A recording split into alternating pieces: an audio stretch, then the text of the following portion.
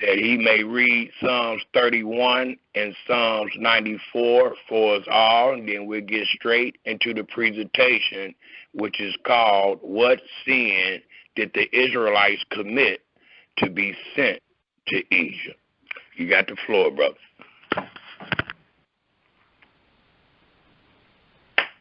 Shalom, everyone. As my brother stated, I would love for everyone to turn to Psalms 31, please. Psalms 3:1.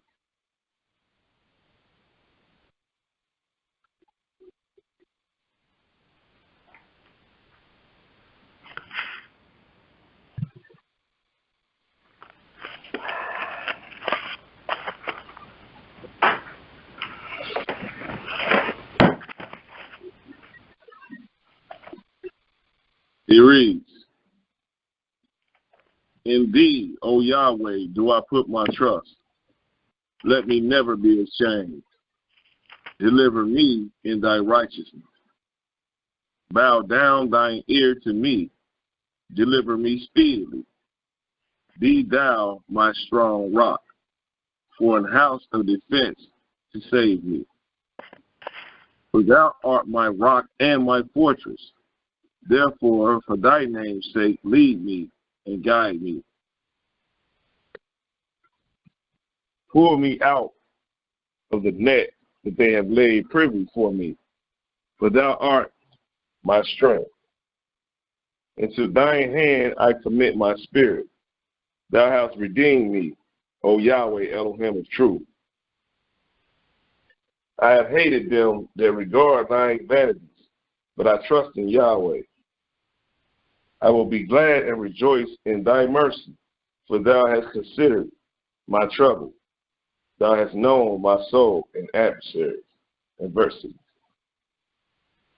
and hast not shut me up into the hand of the enemy. Thou hast set my feet in a large room. Have mercy upon me, O Yahweh, for I am in trouble. My eye is consumed with grief, yea, my soul and my belly. For my life is spent with grief, and my years with sighing. My strength faileth because of my iniquity, and my bones are consumed.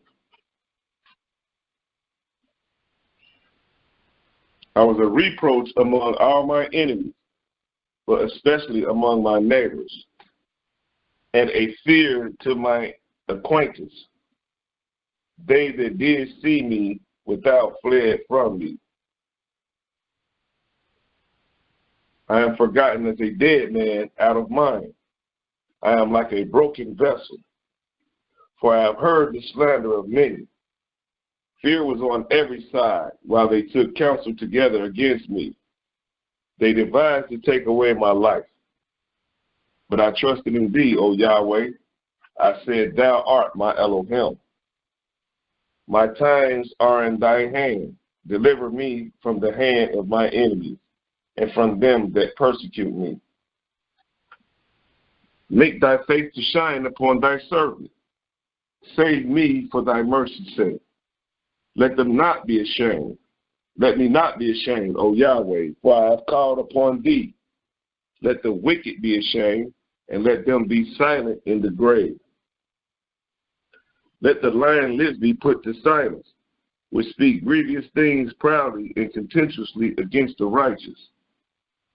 Oh, how great is thy goodness, which thou hast laid up for them that fear thee, which thou hast wrought for them that trust in thee before the sons of men. Thou shalt hide them in the secret of thy presence from the pride of man. Thou shalt keep them secretly in a pavilion from the strife of tongues. Blessed be Yahweh, for he hath shewed me his marvelous kindness in a strong city. For I said in my haste, I am cut off from before thy eyes. Nevertheless, thou heardest the voice of my supplications when I cried unto thee. O Yahweh, all ye his saints, for Yahweh preserved the faithful.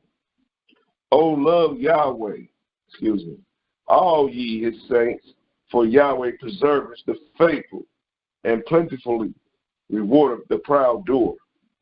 Be of good courage, and he shall strengthen your heart. And ye that hope in Yahweh.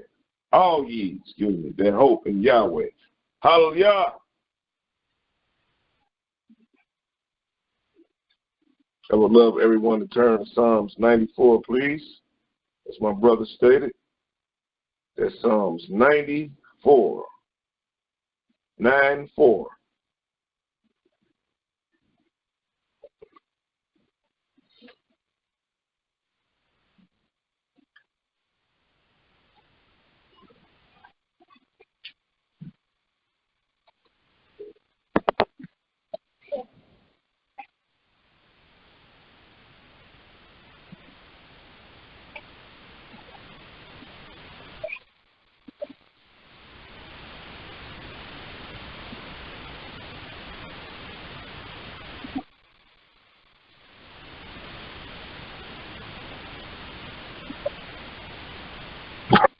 It reads, O Yahweh Elohim, to whom vengeance belongeth. O Elohim, to whom vengeance belongeth. Shew thyself. Lift up thyself, thou judge of the earth. Render a reward to the proud.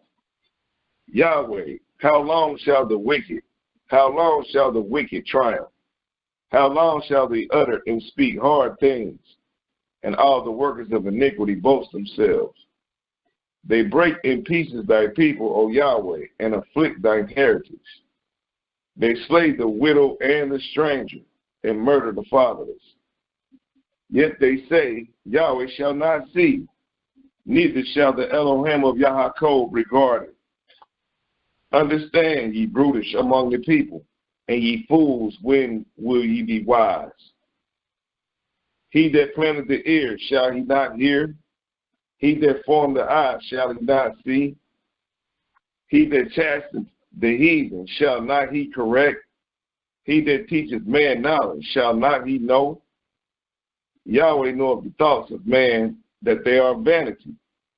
Blessed is the man whom thou chastenest, O Yahweh, and teachest him out of thy law, that thou mayest give him rest from the days of adversity, until the pit be digged for the wicked.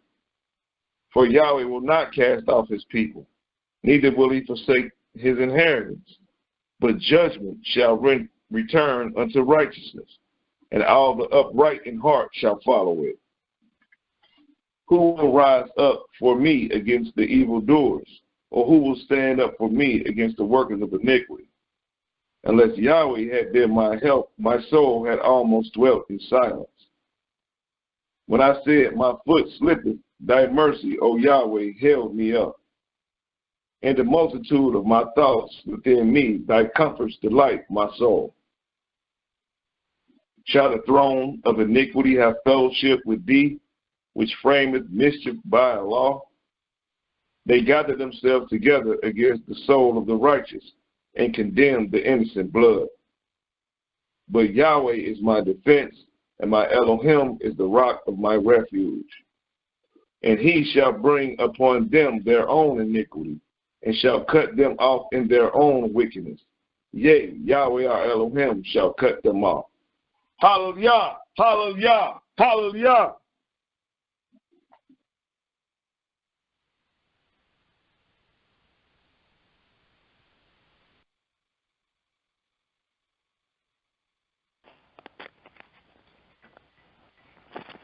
Hallelujah and Shalom, Israel. First and foremost, I would like to give thanks and praise to the Creator of the heaven and earth and everything there it is by saying Hallelujah. And I would like to greet the listening audience by saying Shalom. Today's presentation will be titled, What Sin Did the Israelites Commit to be Sent to Egypt? We will use this presentation today to investigate the stories that we find in the book of Genesis to come to a conclusion of why the Israelites were sent into Egypt. sin did the Israelites commit that they had to go into Egypt for 400 years? And of course, as we investigate these great words, we love to make a distinction, a comparison with ourselves. There are many opinions and rumors why the Israelites went into Egypt to be servants and afflicted. And you be surprised all that you will hear.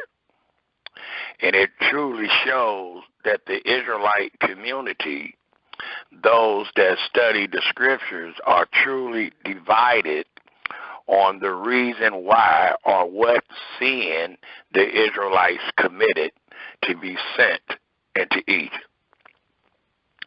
So I was asked to speak on this subject matter. Thus, we are speaking on it today.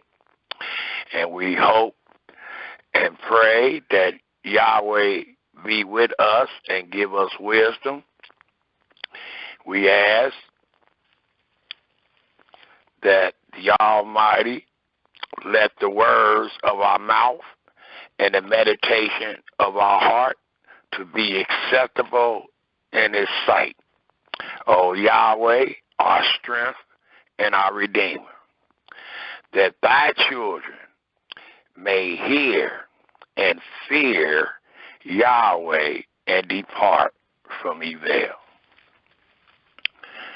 I would like to start this great presentation. Before I start, please get yourself a pencil and a piece of paper and in Holy Scripture that you may follow along with your brother and jot down these most relevant scriptures that we will give this day. We start off by warning Israel and trying to install fear in Israel by the book of wisdom.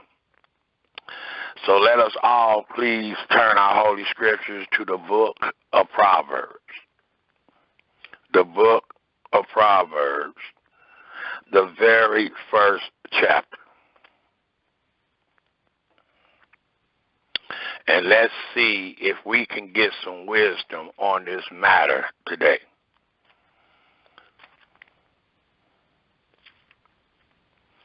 It tells us in the book of wisdom, the book of Proverbs, the very first chapter, the very first verse, and it reads in the book of wisdom, the Proverbs of Solomon, the son of David, king of Israel, to know wisdom and instruction, to perceive the words of understanding, to receive the instruction of wisdom, justice and judgment and equity, to give subtlety to the simple, to the young man knowledge and discretion. A wise man will hear and will increase learning, and a man of understanding shall obtain into wise counsels. To understand a proverb, the interpretation, the words of the wise, and their dark sayings. The fear of Yahweh is the beginning of knowledge, but fools despise wisdom and instruction. My son, hear the instruction of thy father, and forsake not the law of thy mother, for they shall be ornaments of grace into thy head, and chains about thy neck. My son, if sinners entice thee, consent thy not. If they say, come with us, and let us lay wait for blood, let us lark privately for the innocent without cause. Let us swallow them up alive as the grave, and whole as those that go down into the pit. We shall find all precious substance. We shall fill our houses with spoil. Cast in thy lot among us. Let us all have one purse. My son, walk not thy in the way with them. Refrain thy foot from their path. Their feet run to evil, and make haste to shed blood. Surely in vain the net is spread in the sight of any bird, and they lay wait for their own blood. They lark privately for their own lives.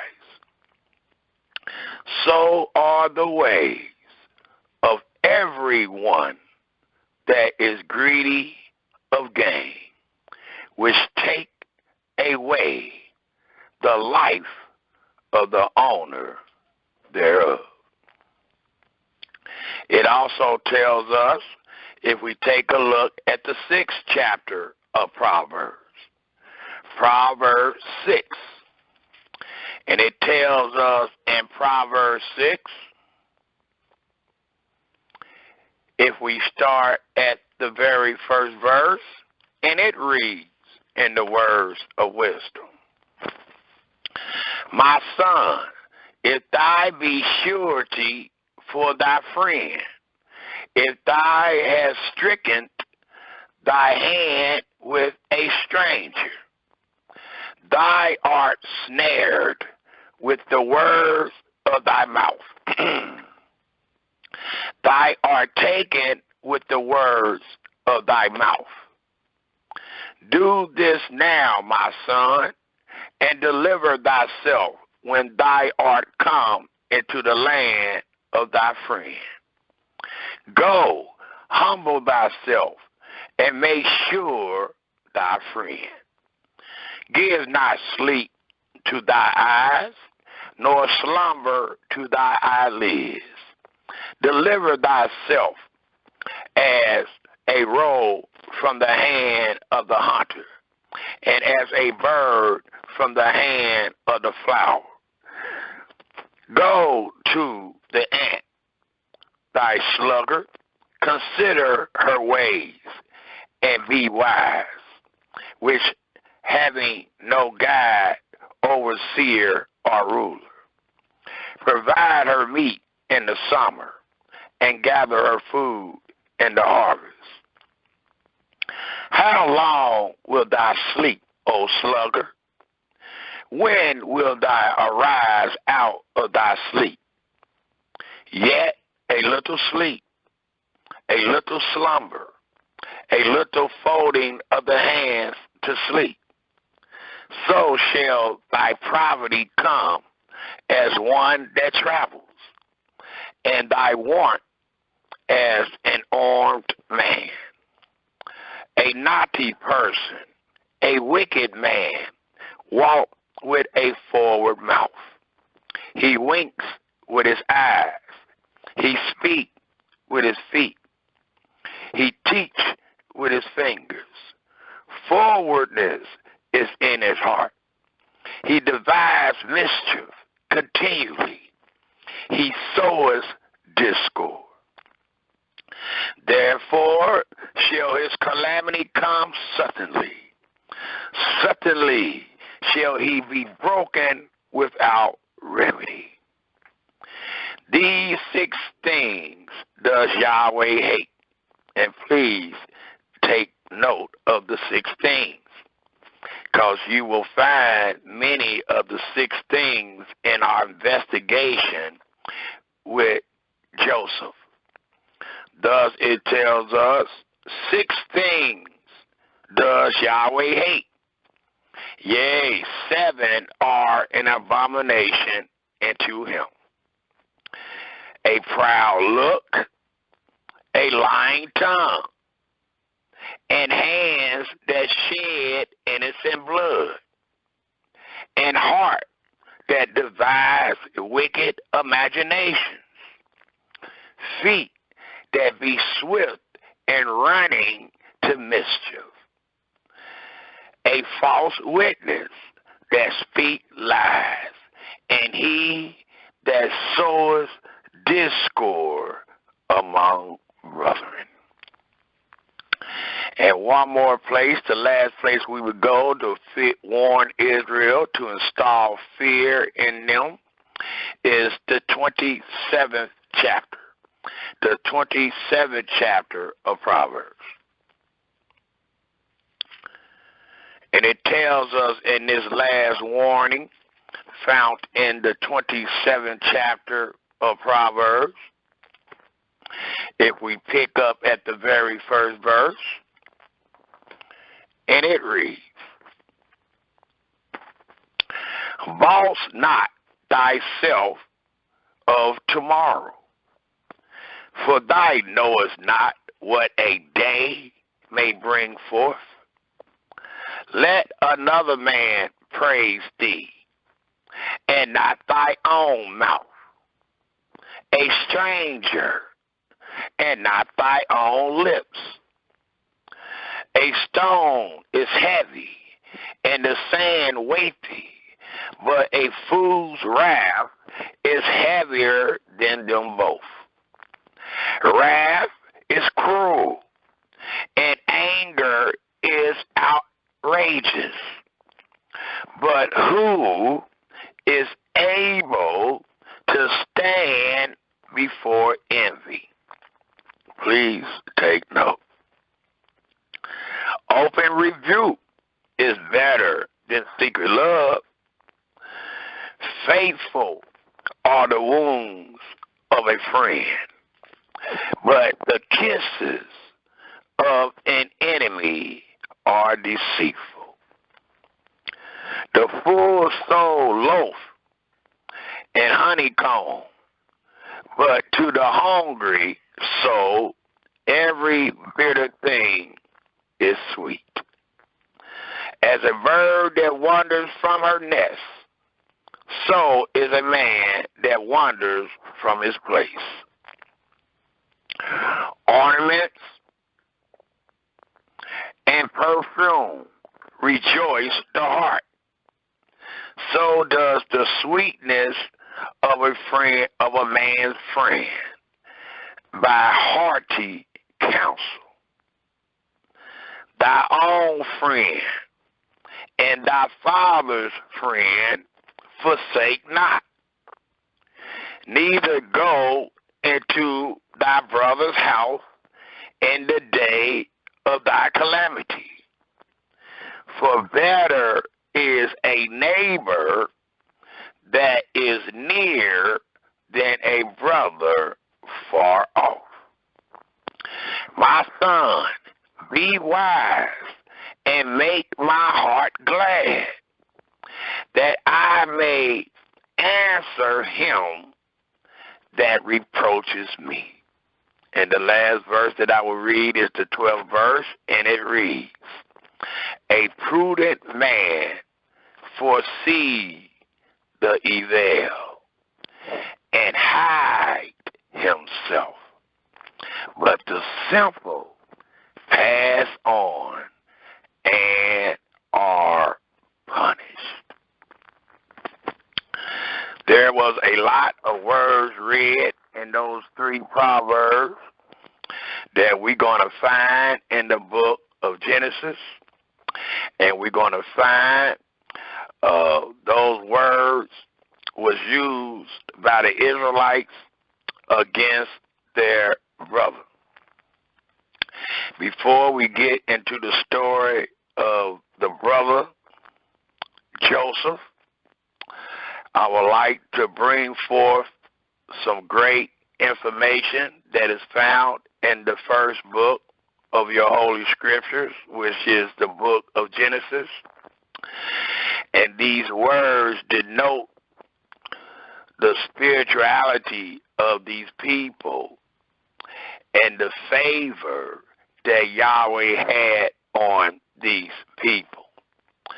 Thus, I would like to pick up at Genesis, the 4th chapter.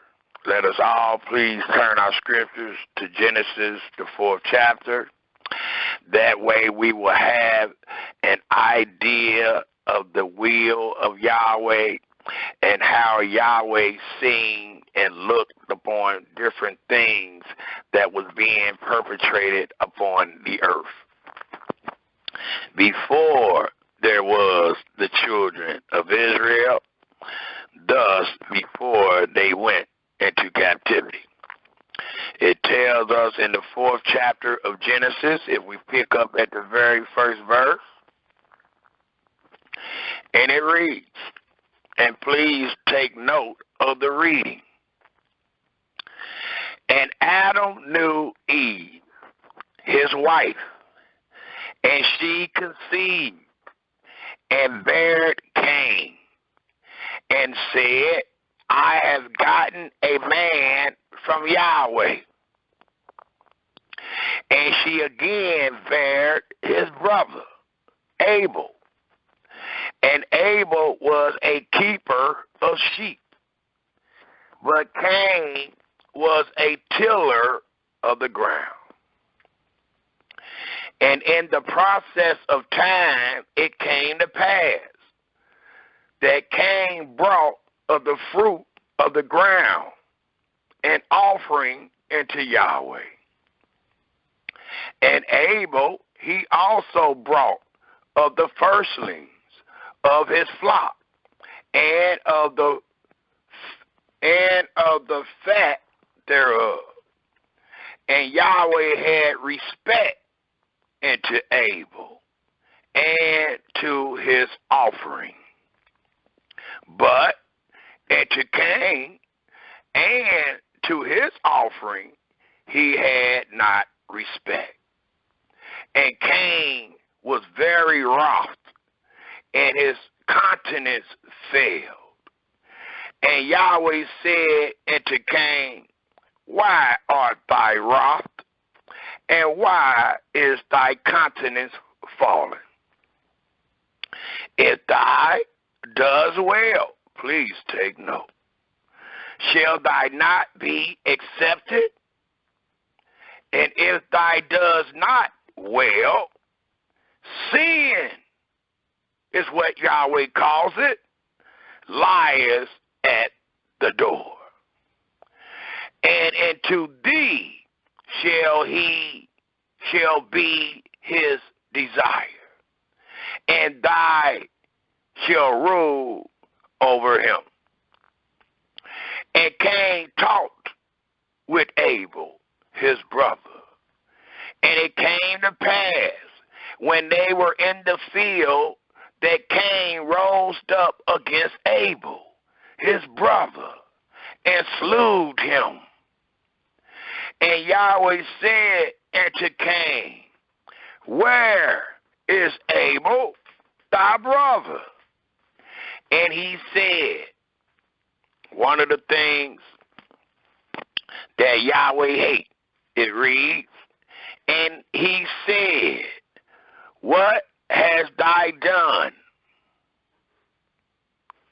Excuse me. And he said in the 9th verse, I know not. Thus he lied, which is one of the 7 things that Yahweh hates. It says, and he said, I know not. Am I my brother's keeper? And he said, what hast thou done?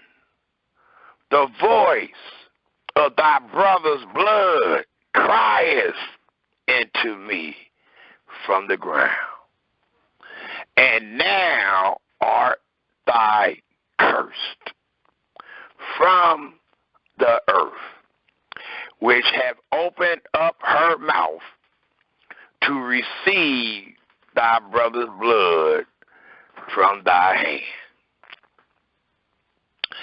When thou tillest the ground, it shall not henceforth yield unto thee her strength. Note the punishment.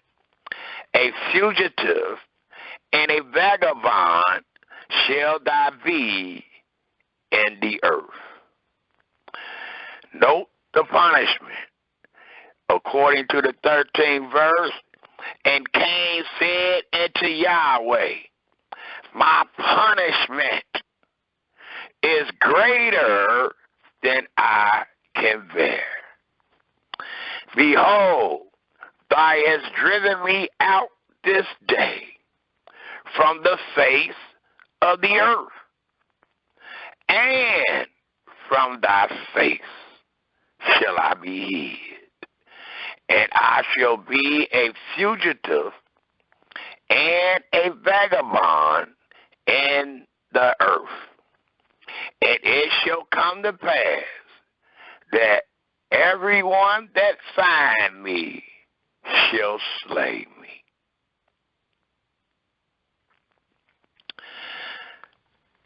We see in this story that Adam and Eve had two sons, and one of the sons were not being a brother keeper. And with him not being a brother keeper, he found himself doing bad. And it told us in the 7th verse, if thou does well, thou shalt be accepted. In the plans of the Creator, in the will of the Creator, you will be accepted if thou does well. And if thou does not well, which we just found out he did not, because he was not being a brother's keeper, he lied unto the Creator, and he murdered his brother. Thus it reads, and if thou does not well, sin lies at the door. When one does not well, it is known as sin and iniquity. And that's what was placed on Cain because he did not well, he lied to the Creator, and he killed his brother. Thus, the 13th or the 11th, the 12th, the 13th, and the 14th verse allows us to know that he was punished. Even though he was the first child of the first couple of the earth, he was instantly punished for not doing well. And what he did in not doing well is lie to the Creator and kill or shed innocent blood of his brother.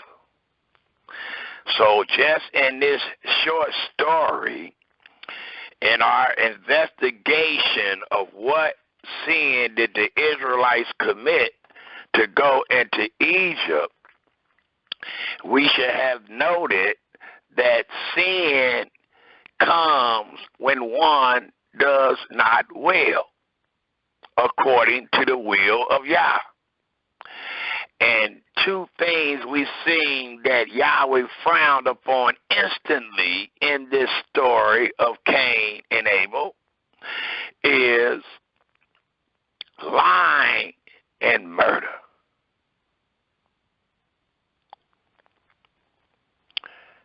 And it was executed speedily. also tells us, if we take a look in the 9th chapter of Genesis. In the 9th chapter of Leviticus, we find where the Noahic covenant is made. But in this, before this covenant is made, there is a story, or there is laws being given. For the voice of Yahweh is lawful. And we hear in the 9th chapter, out of the voice of Yahweh, these words. And it allows us to know how he feels about what just transpired in the 4th chapter, which was the slaying of Abel. Thus, the 9th chapter of Genesis, the very first verse, and we will read to the 7th verse, and it reads, And Elohim blessed Noah and his sons, and said unto them, Be fruitful, and multiply, and replenish the earth. And the fear of you, and the dread of you, shall be upon every beast of the earth, and upon every fowl of the air, upon all that moves upon the earth, and upon all the fishes of the sea. Into your hand are they delivered. Every moving thing that lives shall be meat for you. Even as the green herb have I given you all things. But flesh with the life thereof, which is the blood thereof, shall ye not eat. And surely, please take note, and surely your blood of your lives will I require. At the hand of every beast will I require it.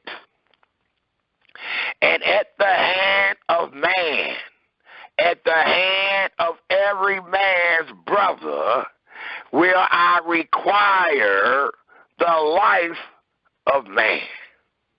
Please take note. Whoso shed man's blood, by man shall his blood be shed. For in the image of Elohim made he man. And you be fruitful and multiply. Bring forth abundantly in the earth and multiply therein. So what we found in the 9th chapter of Genesis is a law. We find the will of our Creator, and the Almighty let us know that the will of our Creator is that he that shed man's blood, his blood should be shed. Because man was created in the image of Elohim. So the life of man is the blood.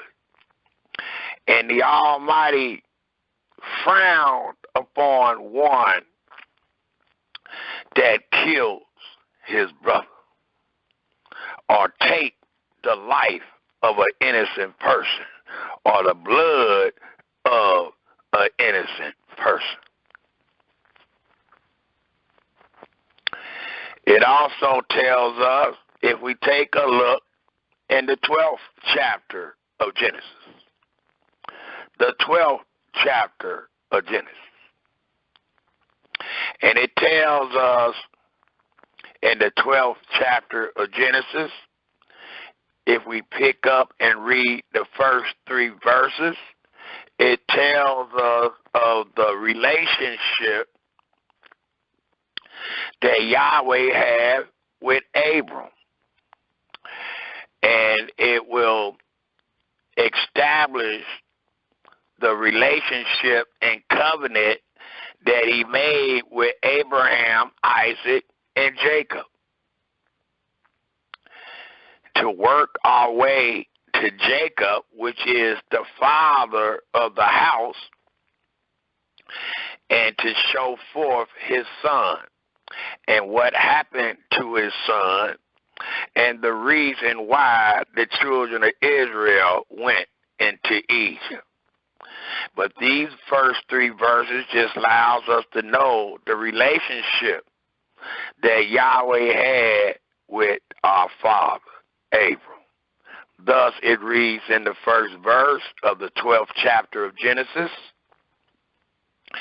"Now Yahweh has said unto Abram, Get thee out of thy country, and from thy kindred, and from thy father's house, into a land that I will show thee." And I also are reading these particular chapters because of the rumors and opinions that have been given on why or what sin the Israelites committed to be sent into Egypt.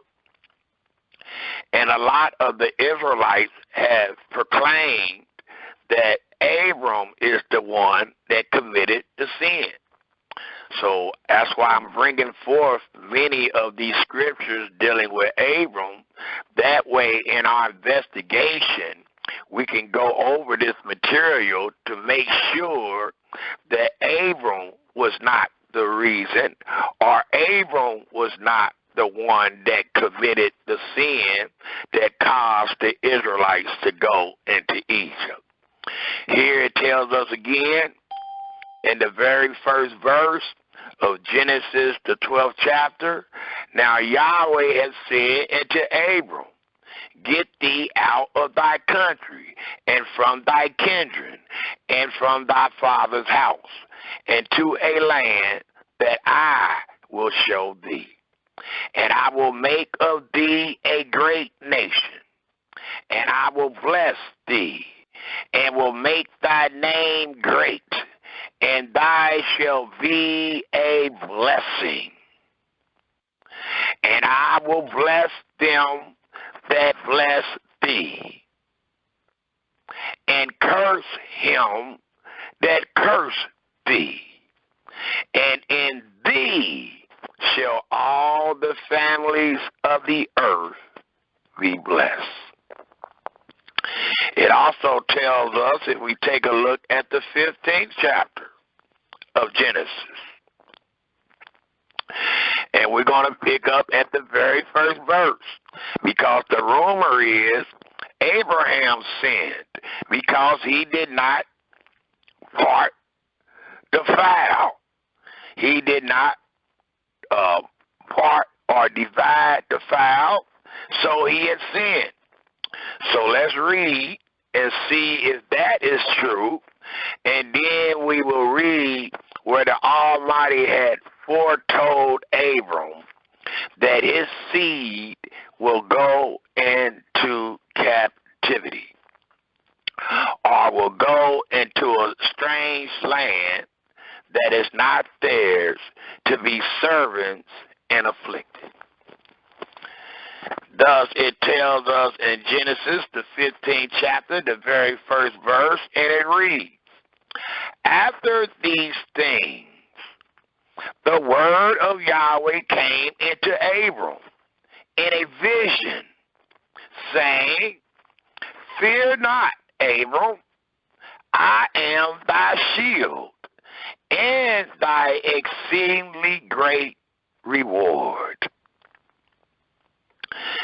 And Abram said, Master, Elohim, what wilt thou give me, seeing I go childless? And the steward of my house is this Eleazar from Damascus. And Abram said, Behold, to me thou hast given no seed, and lo, one born in my house is my hire. And behold, the word of Yahweh came into him, saying, this shall not be thy hire, but he that shall come forth out of thy own bowels shall be thy hire.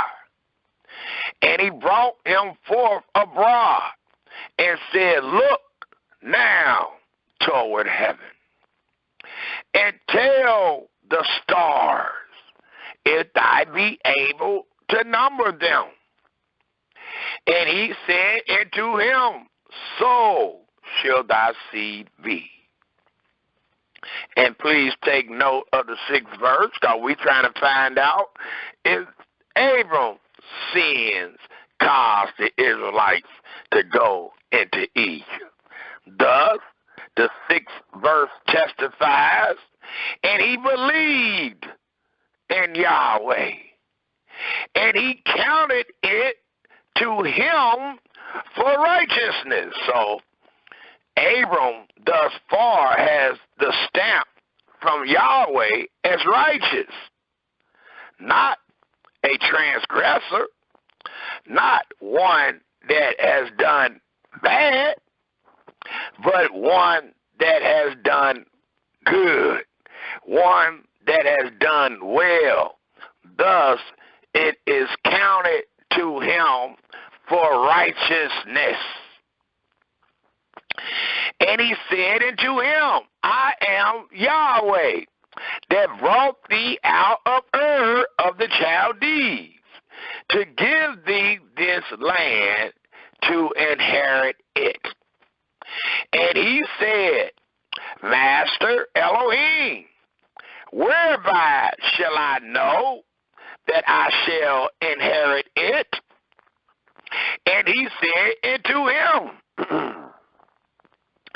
take me an heifer of 3 years old, and a she-goat of 3 years old, and a ram of 3 years old, and a turtle dove, and a young pigeon. Now, if he didn't bring these things, one might can say he sinned, because he would have not did all that Yahweh has commanded. And also, as I stated at the beginning of this presentation, we try to make a distinction in what we read and comparing it to ourselves today. So compare that to yourself. If you do not have all that Yahweh commanded, and you took 2 steps when he commanded for you to take 5, that would not be considered as righteousness. That could be considered as breaking the law, the voice of your Creator. But as we read, we find that Yahweh told Abram what to bring. So far, he is not in violation of anything. Thus, the 10th verse reads, and he took into him all these. So the scriptures confirm he showed up with that which was commanded, and divided them in the midst, and laid each piece one against another. But the birds divided he not. So the opinions that I heard, the sin that Abraham committed was not dividing the birds. But if we took heed to the instructions before we got to the 10th verse, it does not command him to divide the birds. It tells us in the 11th verse, And when the fowls came down upon the carcasses, Abram drove them away.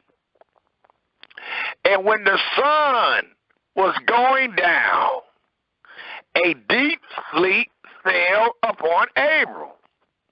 And lo, in horror, a nightmare of great darkness fell upon him. And he said unto Abram, know of a surety that thy seed shall be a stranger in a land that is not theirs, and shall serve them, and they shall afflict them 400 years.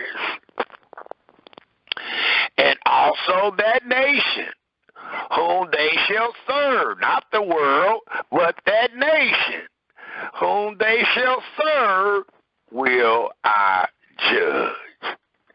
And afterwards shall they come out with great substance. And note the 15th verse, because if Abram is the one that sinned, Abram should be the one that get punished, at least a little bit. But the scriptures confirms and testifies according to the 15th verse, and thy, Abram, shall go to thy fathers in peace. Thy shall be buried in a good old age. But in the 4th generation, they shall come hither again.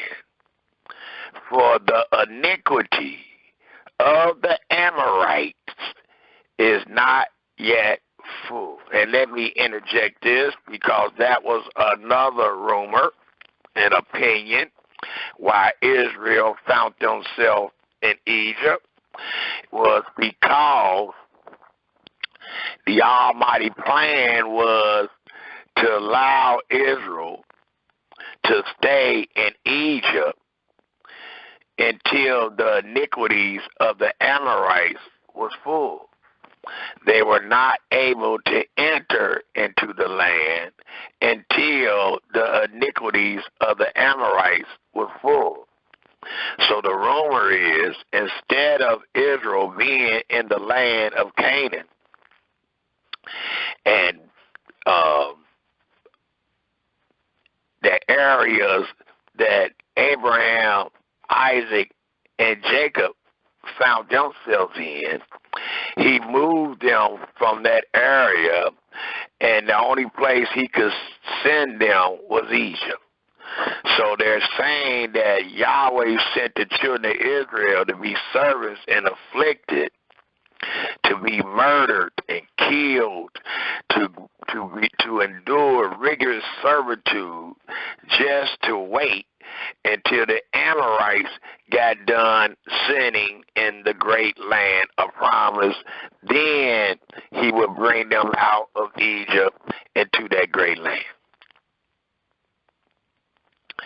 It does tell us that the 4th generation, they shall come hither again, for the iniquities of the Amorites is not yet full. But it does not tell us that Yahweh is sending Israel into the land that they are strangers to be servants and afflicted because of the Amorites.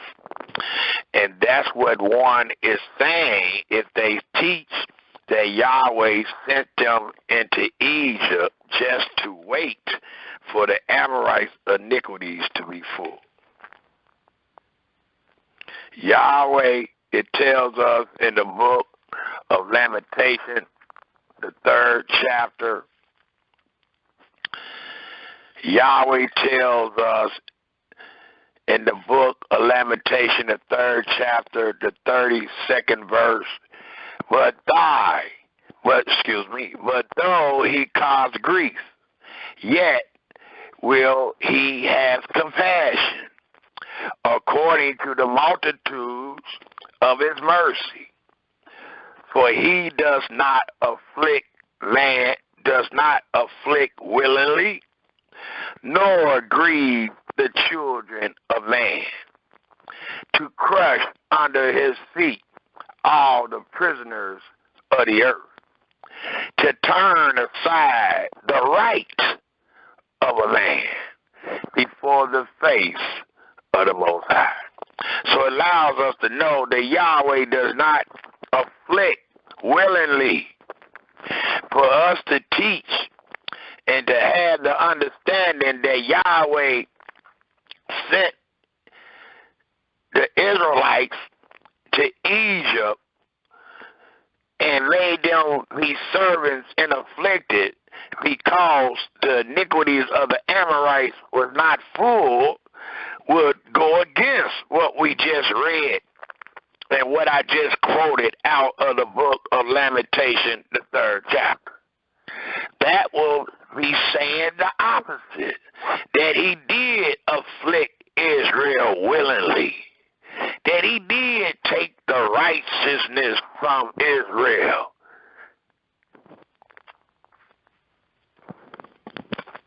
So please take that in consideration while we continue to read before you make your conclusion, or before you come to a conclusion of what sin did the Israelites commit to be sent to Egypt. It continued to tell us in the 17th verse of the 15th chapter of Genesis, and it came to pass that when the sun went down and it was dark, behold, a smoking furnace and a burning lamp that passed between those pieces. So far, even though the brothers and sisters said Abram did the offering wrong, it allows us to know that Yahweh proceeded. So eventually everything was right. For it says in the 17th verse, and it came to pass that when the sun went down and it was hot, behold, a smoking furnace and a burning lamp that passed between those pieces, allowing us to know that this covenant was being made.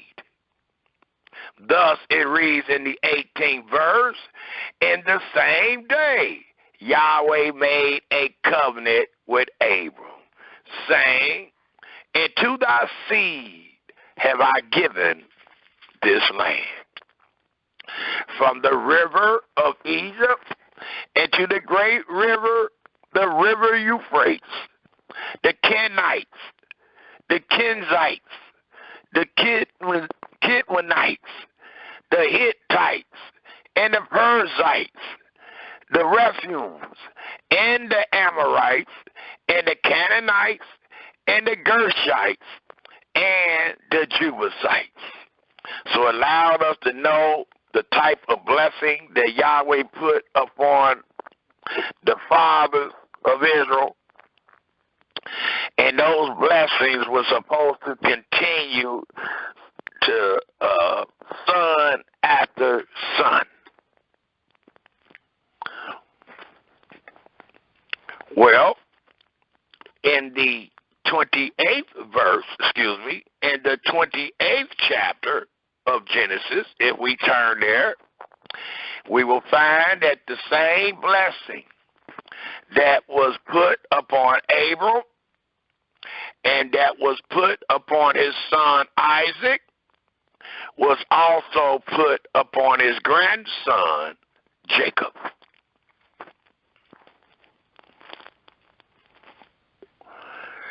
Thus, it tells us, if we turn to Genesis, the 28th chapter.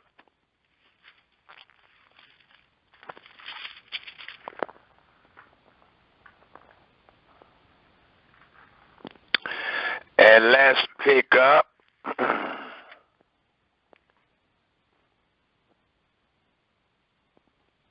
at the 10th verse. Genesis, the 28th chapter, the 10th verse tells us of the spirituality that was placed on this family and placed on this grandson. And it tells us, according to the 10th verse, these words. And Jacob went out from Beersheba and went toward Haran. And these cities and these places are in the land of Canaan. And he lighted upon a certain place and tarried there all night, because the sun was set. And he took of the stone of that place and put them for his pillows, and lay down in that place to sleep. And he dreamed, and behold, a ladder set up on the earth, and the top of it reached to heaven. And behold, the angels of Elohim ascending and descending on it. And behold, Yahweh stood above it and said, I am Yahweh Elohim of Abraham, thy father, and the Elohim of Isaac. The land whereon thou liest, to thee will I give it, and to thy seed. And thy seed shall be as the dust of the earth, as was promised to Isaac and promised to Abraham. It says, and thy seed shall be as the dust of the earth, and thou shalt spread abroad to the west, to the east, to the north, and to the south. And in thee and in thy seed shall all the families of the earth be blessed. The same words your brother took you to in Genesis 12. It continued to tell us, and behold, I am with thee and will keep thee in all places whither thou goest, and will bring thee again into this land. For I will not leave thee, and it said, bring thee again into this land. The same promise that was made to Abraham when the Almighty told Abraham that thou will return hereafter in the fourth generation, allowing Abram to know that his seed will be back in this land by the fourth generation. Those same things are being told to his grandson, Jacob. Thus it tells us, again in the 15th verse, and behold, I am with thee, and will keep thee in all places whither thou goest, and I will bring thee again into this land. For I will not leave thee until I have done that which I have spoken to thee of. And Jacob awaked out of his sleep, and he said, surely Yahweh is in this place, and I knew it not. And he was afraid and said, how dreadful is this place?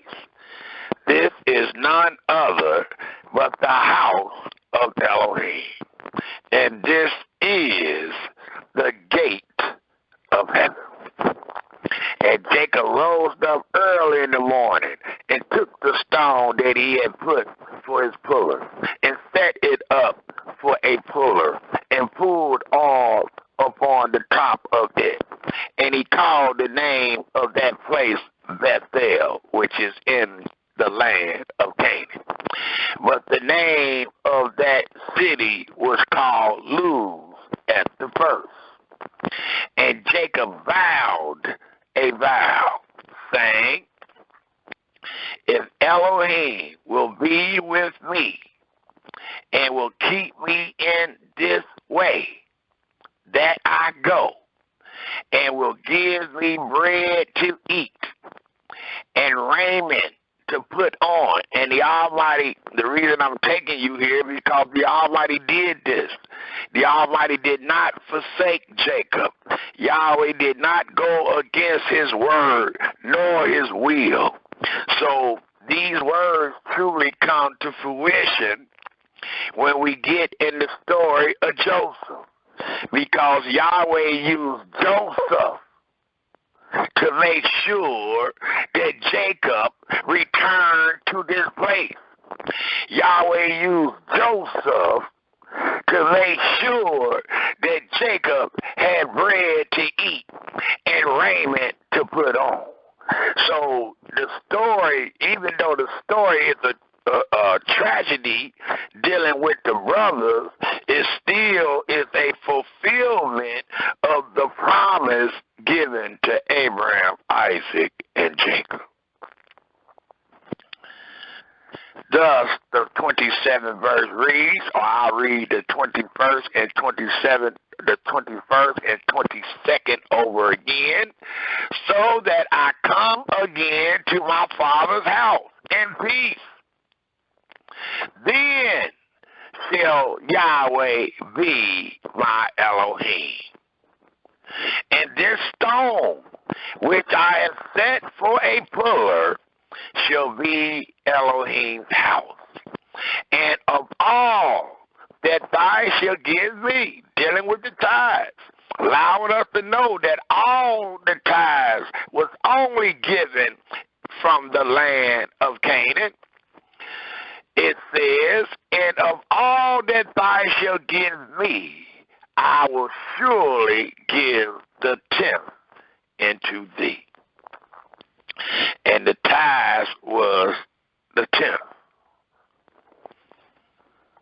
So it denotes, not to get off the subject matter, but it denotes that this is one of the earliest places that tithes is mentioned. And in this mentioning, it allows us to know that tithes came from a particular place. And that particular place was none other than the promised land, the land of Canaan. It also tells us, if we take a look at the 32nd chapter of Genesis, the 32nd chapter of Genesis, this will be the last chapter I will use to show the similarity of the fathers, Abraham, Isaac, and Jacob, and how those words of blessings was put on their seed. And we're going to find out that one of those seeds was misused. It tells us in the 32nd chapter of Genesis, if we pick up at the 22nd verse, and it reads, allowing us to continue to know the spirituality that was placed upon these people, the favor that Yahweh had toward his people, and how he had already stated, they that bless Israel shall be blessed, and they that curse Israel shall be cursed. It tells us in the 22nd verse, and he rose up that night and took his 2 wives and his 2 women servants, and his 11 sons, and passed over the ford Jabbok. And he took them and sent them over the brook, and sent over that he had.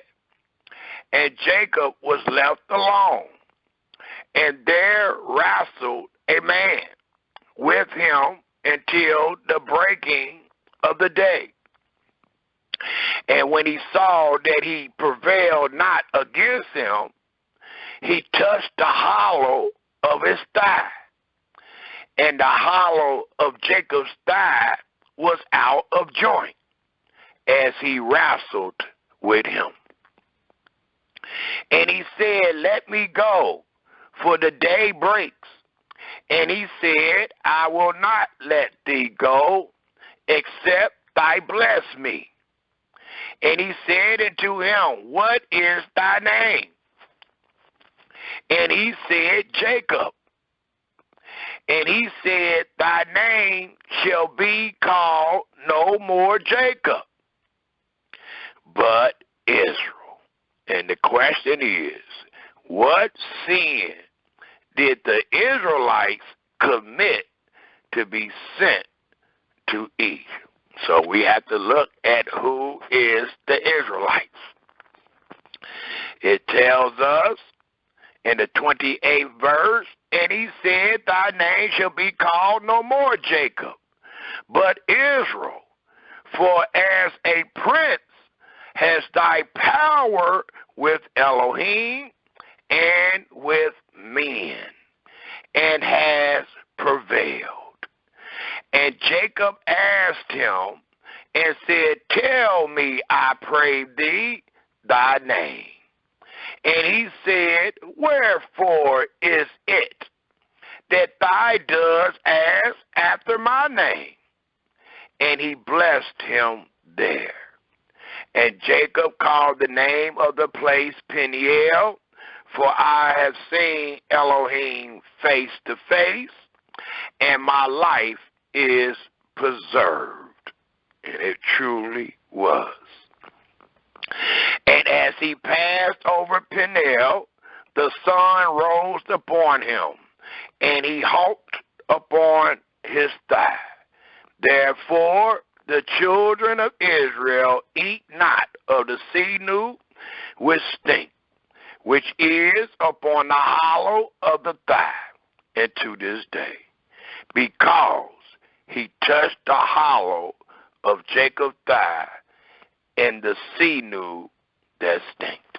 So I wanted to read this because I knew what it said, and it allows us to know that the Almighty truly allowed Jacob to have power with him and with man, and has prevailed. And when we get into the 37th chapter, where we will turn now, we will read about this prevailing. We will read about the things that Yahweh said that will befall the seed of Abraham, Isaac, and Jacob.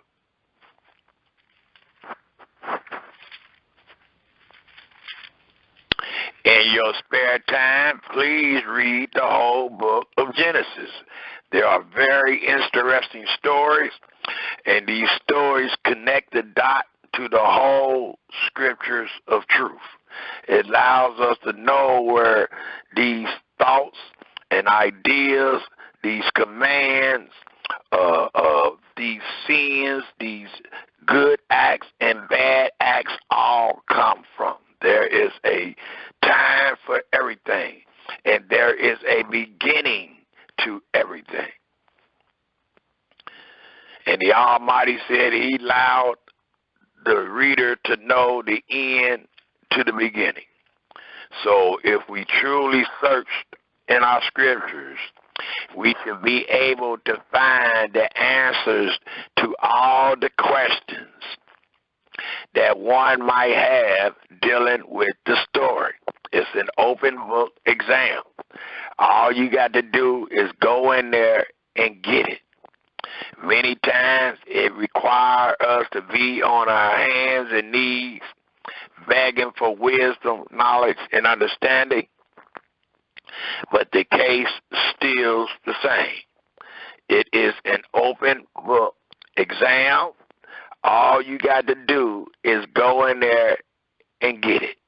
There's no need for another opinion.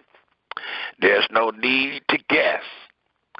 There's no need to lean upon our own imagination. when we got the words right before our face, and we show our integrity, fearing Yahweh and departing from evil, when we have the integrity to go in these scriptures of truth to find out what all Yahweh has said and all that Yahweh have done. Thus, it tells us in Genesis, the 37th chapter, starting at the very first verse. And please take note of all the words that we will read this day, because the more you take note and pay attention to what is read, the easier it will be for you to understand the words of the Holy and to be able to see what actually transpired with you having on your spiritual eyes this day. Thus it reads, and Jacob dwelt in the land wherein his father was a stranger, in the land of Canaan. So it allows us to know that Jacob with his 11 sons are in the land of Canaan, even though they have not received it according to the promise. The sojourning with Yahweh took them to the land of Canaan. If you go back and read Genesis 12, when the Almighty told Abram to leave his father's house and to go with him, you continue to read. I think it tells us he went to the land of Haran. That is in the land of Canaan. So the sojourning with Yahweh was throughout the land of Canaan. Thus it tells us in the first verse, wherein his father was a stranger in the land of Canaan. These are the generations of Jacob. Joseph, being 17 years old, was feeding the flock with his brethren, and the lad was with the sons of Bela, and with the son of Zephyr, his father's wives. And Joseph brought into his father their evil reports. So there was an evil report that Joseph brought into his father. And the third verse reads, now Israel loved Joseph more than all his children. And also I want to make mention while we read, many of the incidents that we're going to read today, we will find that later on in retrospect, they were confirmed into a law. And this same confirmation was established under a covenant. And we will read that later on. But I just wanted you to know that many of the sins and the acts that we will read about was also later on in retrospect commanded the children of Israel that they were never to do so. The third verse of the 37th chapter of Genesis reads, now Israel loved Joseph more than all his children, because he was the son of his old age, and he made him a coat of many colors. This coat of many colors does not denote a coat with different colors, but different patches.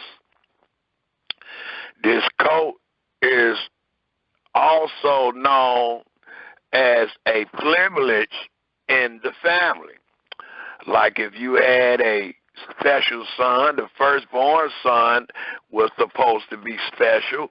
He's supposed to be a recipient of a double portion from his father because he is the firstborn son. Well, this clothing denotes the favoritism that was placed on Joseph among Jacob's house.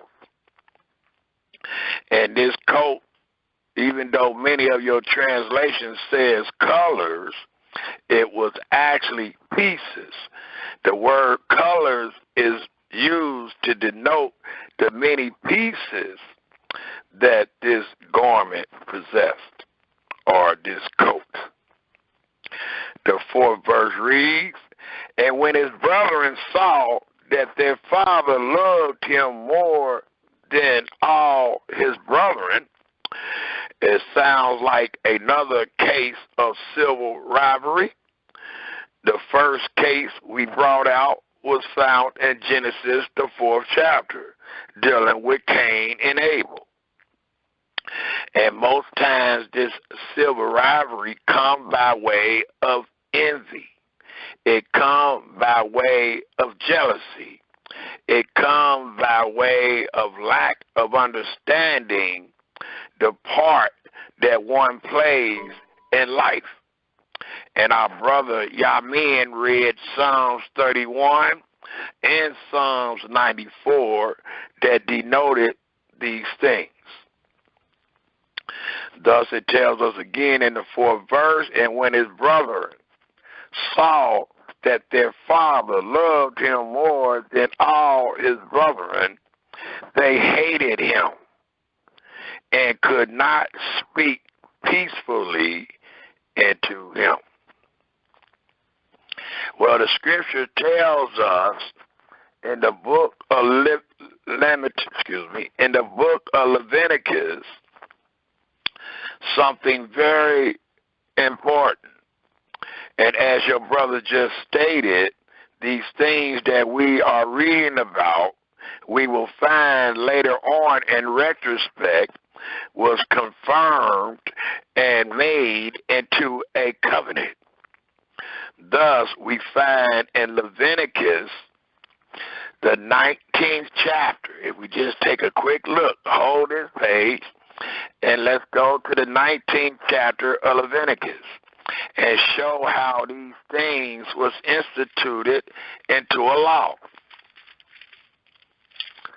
For it tells us, according to the words of the covenant, if we look at Leviticus, the 19th chapter, the 17th and 18th verse, it reads, and this is after the fact. This is after what is done and said in the book of Genesis, the 37th chapter. And we just read in Genesis, the 37th chapter, that his brothers, Joseph's brothers, all of them hated him. Is that lawful? Could that be sin? It tells us in Leviticus, the 19th chapter, the 17th and 18th verse, "Thou shalt not hate thy brother in thy heart. Thou shalt in any wise rebuke thy neighbor, and not suffer sin upon you." In many of your translations, it says him. But when you look it up in Hebrew, it says you.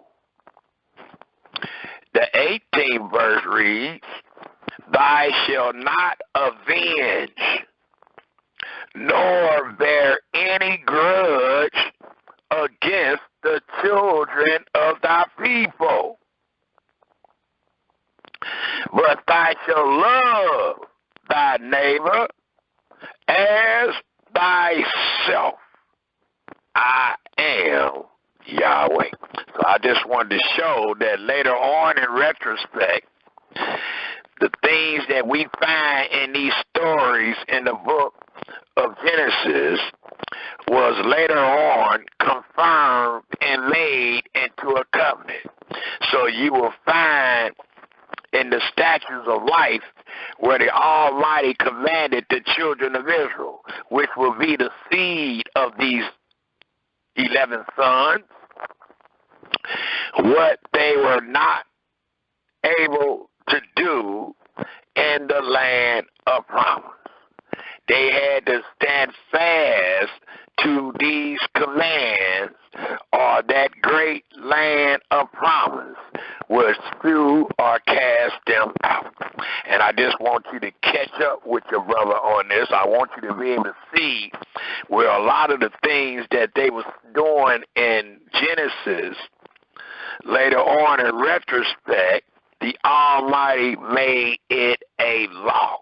He didn't make it a law in Genesis, but he did make it a law in Exodus. And it allows us to know the will of our Creator. And what we must remember, a lot of people is thrown off because when the law was given. Well, we must understand that Yahweh is righteous all the time. From the beginning in Genesis 1:1 to the end of your story, Yahweh is righteous. And we are his witness to witness all that Yahweh said and done was right. So when we come to this story, we will see the sins of the people, even though it's before the covenant of the law is given. The covenant of the law was given to these chosen people once they was created. But the Almighty was always the lawgiver. The Almighty was always the superior one. The Almighty was always the righteous one, as we read in the 9th chapter of Genesis, dealing with shedding of the blood of man. As we read, dealing with Cain and Abel. The Almighty has always had righteousness in the earth, way before he made a covenant with the Israelites. Yahweh is the creator, and his voice is the law, and all that he said was lawful. If you did against any of the things that he said, then it was noted as not doing well, and it was called sin. I just need us to be on the same page that your brother is trying to explain. It says in the last sentence of the 4th verse, and could not speak peacefully into him. And Jacob dreamed, just like it says, and Joseph dreamed, just like Jacob dreamed, just like Abraham dreamed. It says, and Joseph dreamed. And please take note of the one that allowed us to dream. And please take note of the one that sent angels to speak to you. And this is not done to the multitude. Most times it is done to a special person that Yahweh is working his will through. As we read about Jacob and his dream, as we read about Abraham and his dream, so we read about Abraham's grandson. Or should I say Abraham's grandson. Great-grandson. It says in the 6th verse, No, we're in the 5th verse. And Joseph dreamed a dream, and he told it his brethren, and they hated him yet the more. They even hated him more. They became even more envious and jealous when they heard the dream that Yahweh had installed into Joseph. And he said unto them, hear, I pray you, this dream which I have dreamed. For behold, we were binding sheaves in the field, and lo, my sheep arose, and also stood upright. And behold, your sheaves stood around about, and made abstinence into my sheep. And this dream, even though it's metaphorically speaking about plants or sheep, it denotes Joseph and his 11 brothers. Same as the sheep stood upright, and same as or stood round about and made abstinence to Joseph's sheep, so was the brothers to make abstinence to Joseph. The 8th verse reads, and his brethren said unto him, shall thy indeed reign over us? And he wasn't number 17 years old. He was one of the youngest. It's not the youngest. It says, and his brethren said unto him, shall thy indeed reign over us? Or shall thy indeed have dominion over us? And they hated him, yet the more. This is about the 3rd degree of hate. For his dreams and for his words. And he dreamed yet another dream, and told it his brethren, and said, behold, I have dreamed a dream more, and behold, the sun and the moon. Please take note of this saying. I don't really hear too many Israelites even mentioning this, because I don't know if they know this. But look at the metaphor for the house of Jacob.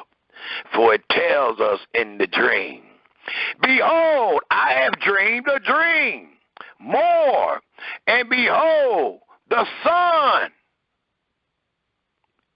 Guess who the sun is, Israel? It is Jacob. And the moon. Guess who the moon is, Israel? It is the mothers.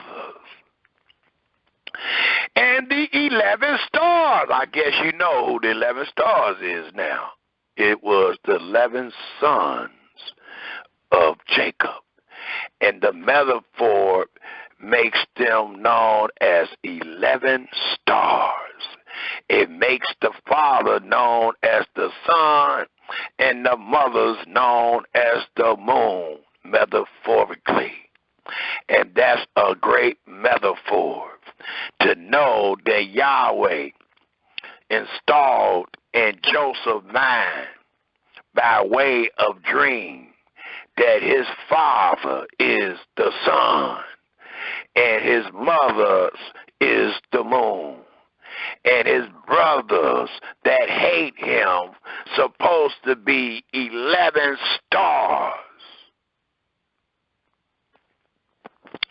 Made abstinence to me. And he told it to his father and to his brethren. And his father rebuked him and said unto him, what is this dream that thou hast dreamed? Shall I and thy mother? So the son had to be the father. The moon had to be the mother, based on the metaphor, for at least based on Jacob's understanding. Thus Jacob says, shall I and my mother and thy mother and thy brethren indeed come to bow down ourselves to thee, to the earth? And his brethren envied, which is against the law, which has been confirmed and made into a covenant. Thou were not to envy your brother. You were not to covet anything that belonged to your brother or your neighbor. It says, and his brethren envied him. But note the fear of Jacob, for it reads, but his father observed the same. And that showed the fear of Jacob.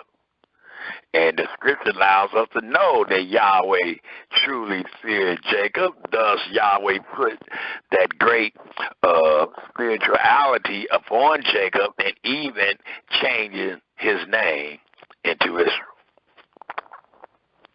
So it allows us to know that Joseph, the youngest son of Jacob, had a dream. And this dream was installed into him by Yahweh. And this dream was to allow Jacob to know, as he promised Jacob in the 28th chapter of Genesis, that he will be with him, that he will bring Jacob back to his father's land, that he will provide Jacob with food and raiment. Thus, the story continues to read in the 12th verse. And his brethren went to feed their father's flock in Shechem. Shechem is in the land of Canaan. And Israel said unto Joseph, do not thy brethren feed the flock in Shechem? Come, and I will send thee into them. And he said unto him, here am I. And eventually, Jacob did not truly understand the disdainment or the hatred that his sons had against their brother. And the reason why I say that is based on what we just read, because it was Jacob who sent Joseph to his brothers. He had no idea of the treacherous and deceitful and evil thoughts and imaginations of his sons, or I don't think he would have ever sent Jacob or Joseph. But the story allows us to know he did. The 14th verse picks up and says, and he said unto him, go, I pray thee, see whether it be well with thy brother, and well with the flocks, and bring me word again. So he sent him out of the vale of Hebron, and he came to Shechem. And a certain man found him, and behold, he was wandering in the field. And the man asked him, saying, what seekest thou? And he said, I seek my brethren. Tell me, I pray thee, where they feed their flocks. And the man said, they are departed hence, for I heard them say, let us go to Dothan. And Joseph went after his brethren and found them in Dothan. And when they saw him afar off, even before he came near, please take note, and to them they conspired against him to slay him, as many Israelites did against the great weeping prophet Jeremiah. It tells us,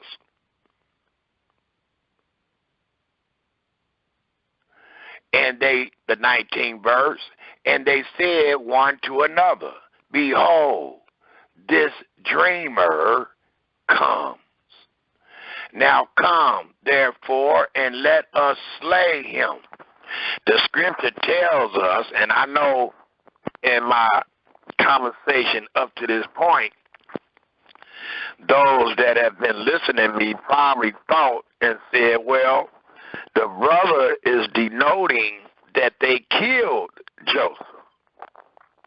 He took us and showed us in Genesis 9 where it's talking about the life of a man. But when your brother is teaching, he is thinking about the volume of the book. And knowing the volume of the book, I'm not just speaking about if they physically killed him. Because the volume of the book tells us the thought of foolishness is sin. You don't always got to do it, but you already had it planned. You already conspired. Your attempt was to kill him. The Almighty just didn't allow your device to transpire. But that don't take away from your thought. For it tells us again in the book of wisdom, the thought of evil is sin.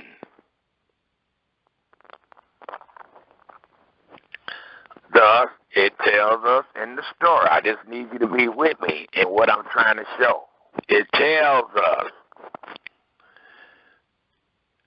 again in the 20th verse, come now, therefore, and let us slay him and cast him into some pit.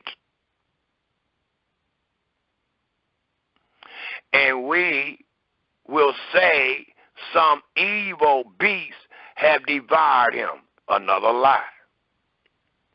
And note, it says, come now, therefore, and let us slay him. Their thought was to slay him and cast him into the pit. The pit denoted a centurion. They did not slay him because of the council, but he was thrown in the pit to die or for whatever to happen to him. And we will say, lying again, some evil beast have devoured him, and we shall see what will become of his dreams, because they refuse to acknowledge and confirm the will of Yahweh, because his dream denoted the will of Yahweh. Not so with his father. As it allowed us to know, he pondered on what was said because he feared Yahweh. He knew that these things came from Yahweh, just like when he had his dream. Thus, it tells us in the 22nd verse, or the 21st verse, and Reuben heard it, and he delivered him out of their hand. Reuben is the firstborn son. Reuben is the oldest son of all 12. Thus, the big brother heard it, and he delivered him out of their hands, and said, let us not kill him. And Reuben said unto them, shed no blood, but cast him into this pit that is in the wilderness, and lay no hand upon him, that he might rid him out of their hands, to deliver him to his father again. And it came to pass, when Joseph was come into his brethren, that they stripped Joseph out of his coat of many pieces that was on him,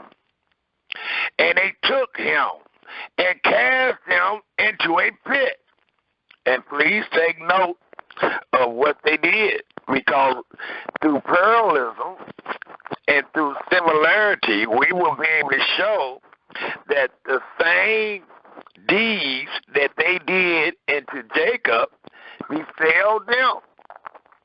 As the scripture tells us, you reap what you sow. By the end of this story, we will see the true definition of poetic justice. Thus it tells us in the 24th verse, and they took him and cast him into a pit, which was a century. And the pit was empty, no water in it. There was, as I said, it's a century. There was no water in it. And they sat down to eat bread. And they lifted up their eyes and looked. And behold, a company of the Israelites came from Gilead with their camels, bearing spicery and balm and myrrh, going to carry it down to Egypt. And Yehuda said unto his brethren, what profit is it if we slay our brother and conceal his blood? So they had some knowledge, because they know it would not profit them, especially based on what we read in Genesis, the 9th chapter.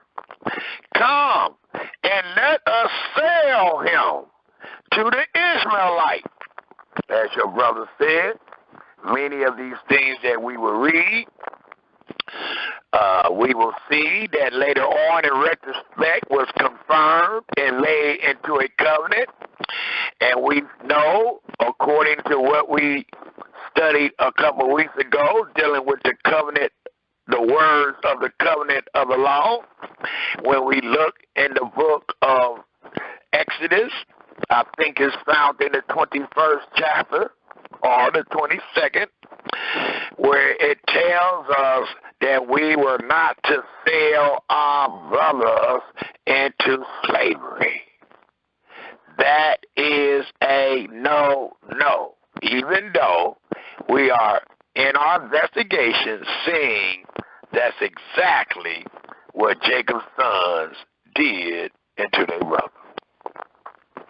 I'll just try to bring them out as we read them. We might not go to every one of them, but I'll bring them out.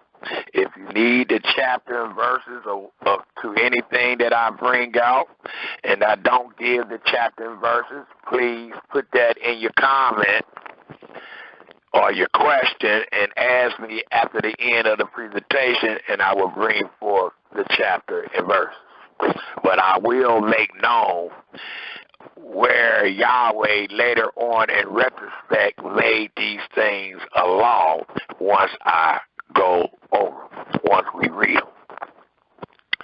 So again, it says in the 26th verse or the 27th verse, come and let us sell him to the Israelites. That is a no. That is something that Yahweh frowned upon. That is known as not doing well. And let not our hand be upon him, for he is our brother and our flesh, and his brethren were content. So they all agree. So all right, we cool with that. Instead of just killing him with our hands, we'll throw him in this pit, this citron, and whatever happened to him, happened to him. The 28th verse reads, then there passed by Mennonites, merchant men, and they drew and lift up Joseph out of the pit, and sold Joseph to the Israelites for 20 pieces of silver. And they brought Joseph into Egypt. And Reuben returned into the pit. And other sources, it tells us that Joseph was taken out of the pit without the 11 sons or brothers notice. They were supposed to have been eating lunch when these things happened. Thus, it tells us in the 29th verse again, and Reuben returned into the pit. And behold, Joseph was not in the pit, and he rented his clothes. And he returned into his brethren, and said, the child is not, and I, whither shall I go? And they took Joseph's coat, and killed a kid of the goats, and dipped the coat in the blood, and they set the coat of many pieces, and they brought it to their father, and said, this have we found. Know now whether it be thy son's coat or no. And he knew it, and said, it is my son's coat. And evil beasts have devoured him. Joseph is without doubt rent in pieces, or torn in pieces. And Jacob rent his clothes, and put sackcloth upon his lions, and mourned for his son many days. And all his sons and all his daughters rose up to comfort him, but he refused to be comforted. And he said, for I will go down into the grave, and to my son mourning.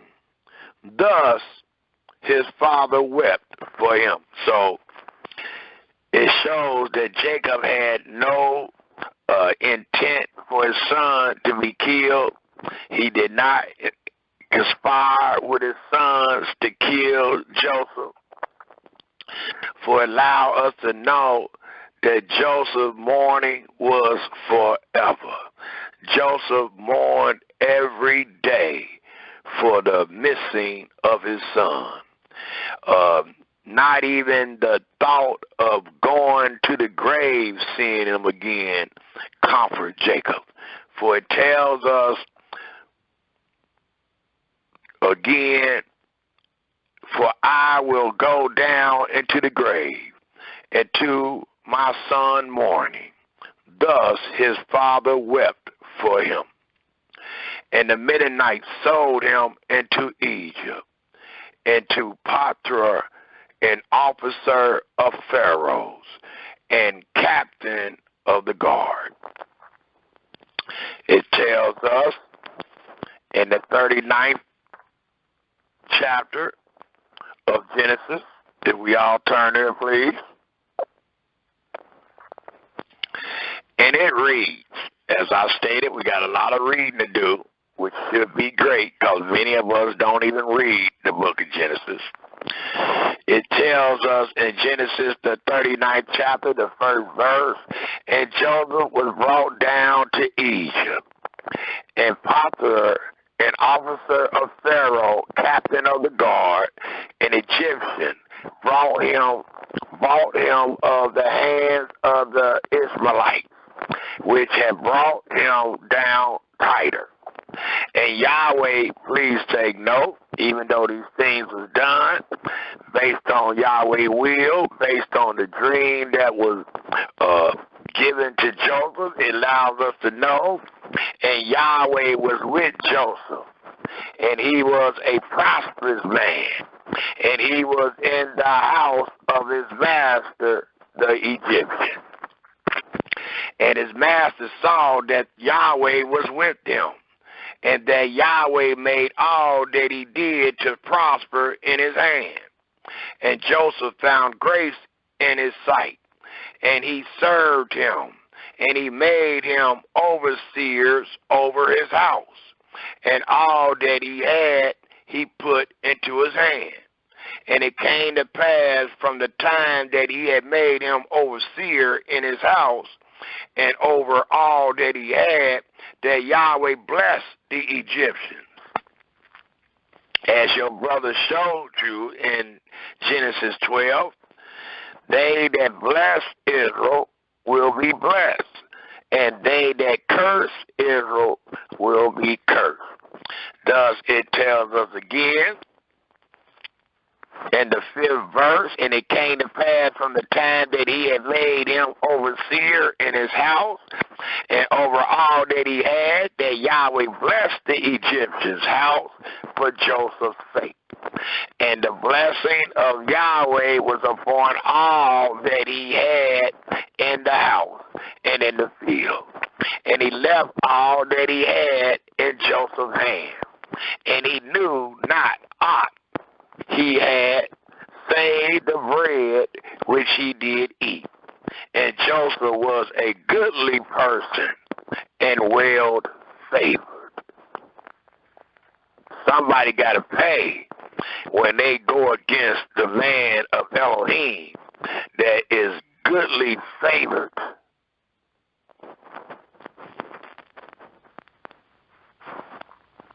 It reads, and it came to pass after these things that his master's wife cast her eyes upon Joseph, and she said, lie with me. And a lot in comparison, a lot of times these things happen to us.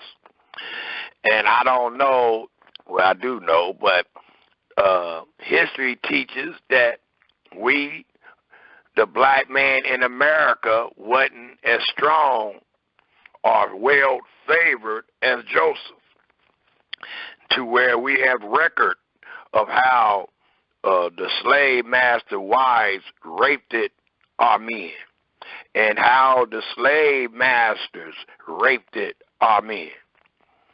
Well, in this case, it says in the 8th verse, but he refused and said unto his master's wife, behold, my master wot not what is with me in the house, and he hath committed all that he hath to my hand. There is none greater in this house than I, neither have he kept back anything from me but thee, because thou art his wife. And we know, according to the law, the adulterer and the adulteress shall die. Because thou art his wife, thou then, or how then can I do this great wickedness and sin against Elohim? And it came to pass, as she speak to Joseph day by day, that he hearkened not unto her, to lie by her or to be with her. And it came to pass about this time that Joseph went into the house to do his business, and there was none of the men of the house there within. And she caught him by his garment, saying, lie with me, and be left. And he left his garment in her hand, and fled and got him out. And it came to pass, when she saw that he had left his garment in her hand, and was fled forth, that she called unto the men of her house, and speak unto them, saying, see, he hath brought in an Hebrew into us to mock us. He came in into me to lie with me, and I cried with a loud voice. And it came to pass, when he heard that I lift up my voice and cried, that he left his garment with me and fled and got him out. And she laid up his garment by her until his master came home. And she speak unto him according to these words, saying, the Hebrew servant which thou hast brought into us, came in into me to mock me. And it came to pass, as I lift up my voice and cried, that he left his garment with me and fled out. And it came to pass, when his master heard the words of his wife, which she spake unto him, saying, after this manner did thy servant to me, that his wrath was kindled. And Joseph's master took him and put him into the prison, a place where the king's prisoners were bound, and he was there in the prison. But Yahweh was with Joseph and showed him mercy, even though here's another situation against Joseph. After what Yahweh had promised Joseph in a dream, here's another incident where Joseph, the seed of Jacob, is preserved.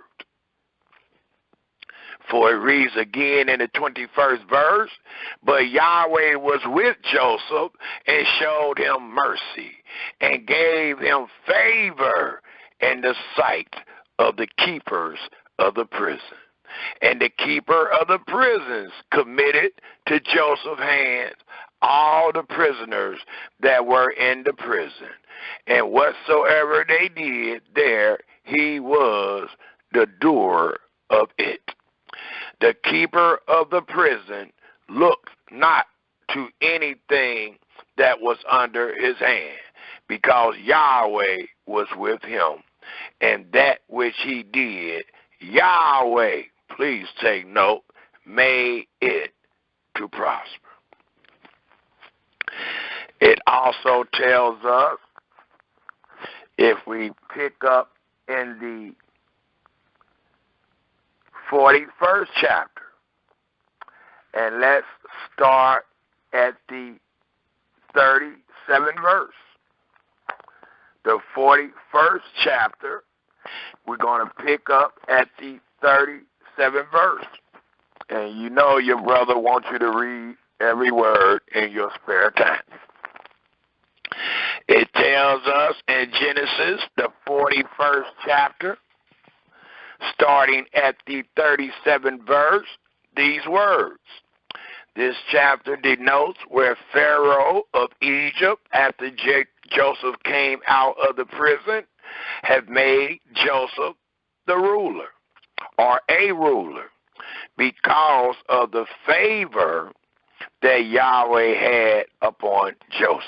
Thus it reads in the 37th verse of the 41st chapter of Genesis, and the thing was good in the eyes of Pharaoh, and in the eyes of all his servants.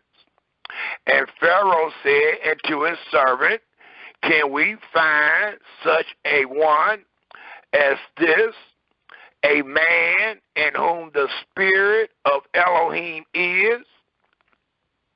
And Pharaoh said unto Joseph, for as much as Elohim hath shown thee all this, there is none so discreet and wise as thou art. Thou shalt be over my house, and according to thy word shall all my people be ruled. Only in the throne will I be greater, only in the throne will I be greater than thou. And Pharaoh said unto Joseph, see, I have set thee over all the land of Egypt. And Pharaoh took off his ring from his hand and put it upon Joseph's hand, and arrayed him in vesture of fine linen, and put a gold chain about his neck. And he made him to ride in the second chariot which he had. And they cried before him, bowed the knee, and he made him ruler over all the land of Egypt. And Pharaoh said unto Joseph, I am Pharaoh, And without thee shall no man lift up his hand or foot in all the land of Egypt. And Pharaoh called Joseph's name Zephaniah Paneh, and he gave him to wife Asenath, the daughter of Potiphar, priest of On. And Joseph went out over all the land of Egypt. And Joseph was 30 years old when he stood before Pharaoh, king of Egypt. And Joseph went out from the presence of Pharaoh and went throughout all the land of Egypt. So I just wanted to know, please read the rest of it, but I wanted you to see how, I'm going to read a little more though, because it allows us to know where Joseph's children come from. But I'm just showing these chapter and verses to let us see the stance that Joseph was in with Yahweh. Yahweh had him favored from the time that he come out the womb from Jacob's bowels. This child was favored. And once he got of age, it was 17 years of age, the Almighty told him by way of dream his will and the part that he would play. So it continued to tell us in the 41st chapter of Genesis, if we pick up at the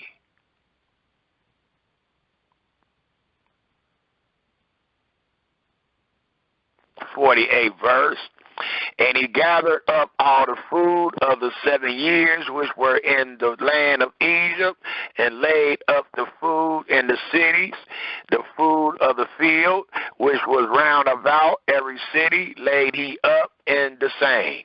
And Joseph gathered corn as the sand of the sea, very much, until he left numbering, for it was without number.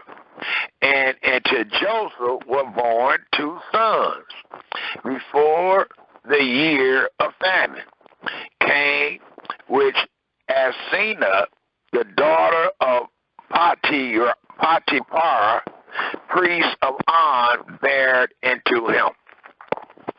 And Joseph called the name of the firstborn Manasseh, for Elohim said, he has made me forget all my toil and all my father's house. And the name of the second called he Ephraim, for Elohim hath caused me to be fruitful in the land of my affliction. And note, Jacob or Joseph denoted Egypt, the situation that he was in. Even though he was made the head, he still acknowledged it as an affliction. And Yahweh, displaying poetic justice, allowed his brother's seed to also be afflicted in Egypt. Not just servants, as Joseph became a servant, thus the seed of their brothers, of his brothers, became servants. Joseph became afflicted, thus the seed of his brothers became afflicted. Not wherever they were at, but in the exact same land that Joseph became a servant and afflicted. And it allows us to know that Joseph received his two children in the land of Egypt when he was a servant and being afflicted. Similar to Moses. It continued to tell us,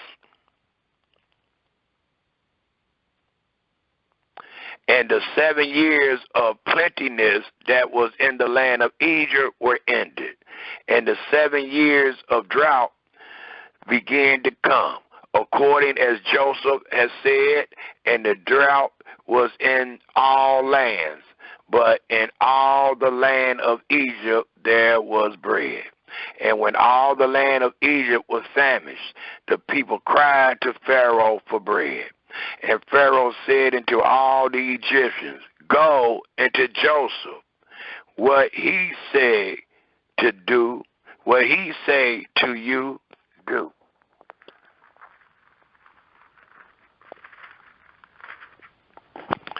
And the famine was over all the face of the earth, and Joseph opened all the storehouses and sold into the Egyptians, and the famine waxed sore in the land of Egypt.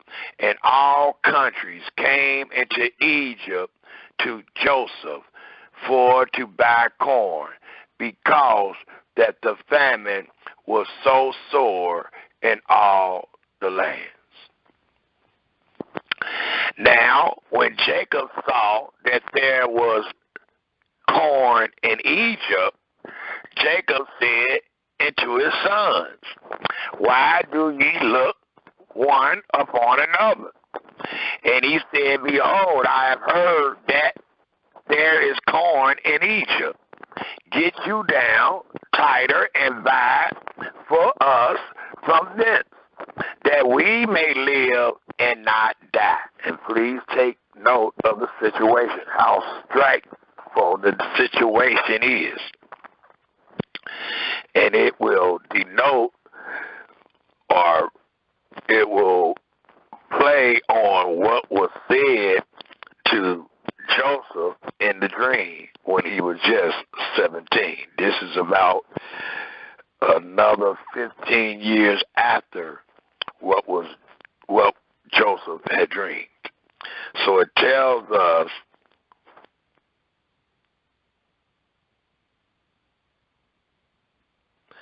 and Joseph 10 brethren went down to buy corn in Egypt. But Benjamin, Joseph's brother, Jacob sent not with his brethren, for he was also the youngest. For he said, Least peradventure mischief befall him.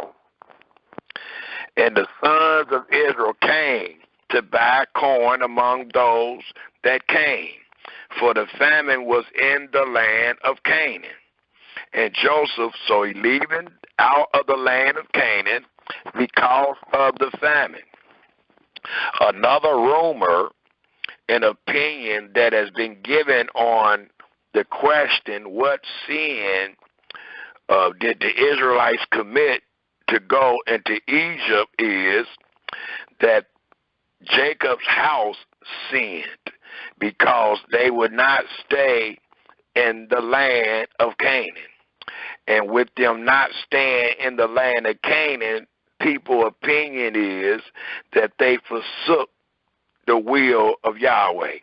They forsook the guidings of Yahweh, did not have hope and faith in Yahweh in the land of Canaan during the famine. Thus, they leaned upon their own understanding and went into Egypt. I truly disagree with all the evidence that we have. These words do not denote that. Thus, we continue to read in the 6th verse of the 42nd chapter of Genesis, and it says, Joseph was the governor. As a matter of fact, based on the dream, that rumor is a lie, because the Almighty told him to tell his brothers, the moon and the sun, and all 11 stars, that they will make abstinence to him, that he will be the one that preserved them. So all these things, far as being in Egypt, and they coming to Egypt to be preserved, is according to the will of Yahweh. It has nothing to do with Jacob and his house leaning upon their own understanding, talking about let's go to Egypt. They went to Egypt because of the famine. Yahweh brought the famine in the land of Canaan to make them go to Egypt, to find out who he got waiting for them in store. And it was none other than their little brother who they had to make abstinence to. Thus it reads in the 6th verse. And Joseph was the governor over the land, and he it was that sold to all the people of the land. And Joseph's brethren came and bowed down themselves before him. Note what the dream said in the 37th chapter, that they will bow down to him. Well, they doing it right now, even though they linked upon their own understanding and thought it would not be so. Even though they mocked the dreamer, they see all that he dreamed is coming to fruition. Thus it reads again, even though they did not know that was Joseph. It says in the 6th verse of the 42nd chapter of Genesis again, and Joseph was the governor over the land, and he it was that sold to all the people of the land.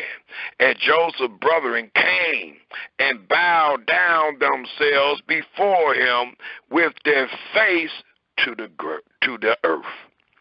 And Joseph saw his brethren, and he knew them, but made himself strange unto them. So he did not reveal his identity at the time, even though it's been 16 and 17 years later, he still knew that that was his brothers. Thus it reads, the last part of the 7th verse, and speak roughly into them to continue to disguise himself. And he said unto them, whence come ye? And they said, from the land of Canaan, to buy food. And Joseph knew his brethren, but they knew not him. And Joseph remembered the dreams, please take note, which he dreamed of them, and said unto them, ye are spies, to see the nakedness of the land ye are come.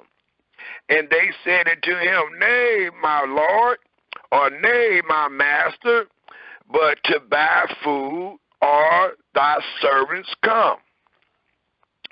We are all one man's son.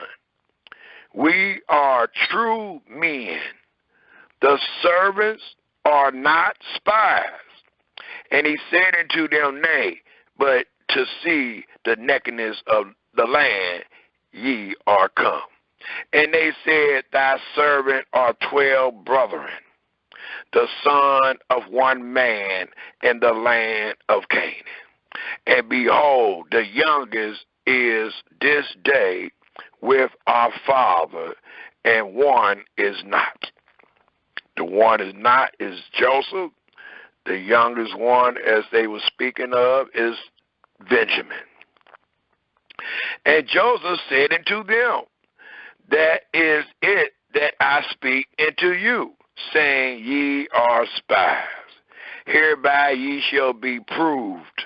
By the life of Pharaoh ye shall not go forth hence, except your youngest brother come hither. So he wasn't going to let them get anything or go farther to Pharaoh unless they went back and brought Benjamin.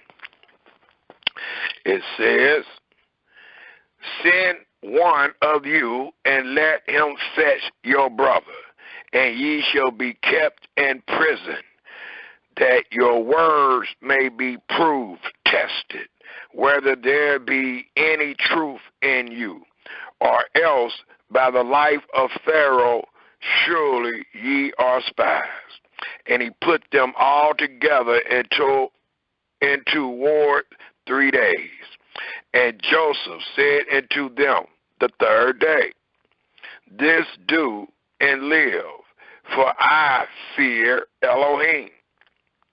And please take note of those words. And that is definitely one of the reasons why Yahweh favored him, because of his fear. If ye be true men, let one of your brethren be bound in the house of your prison.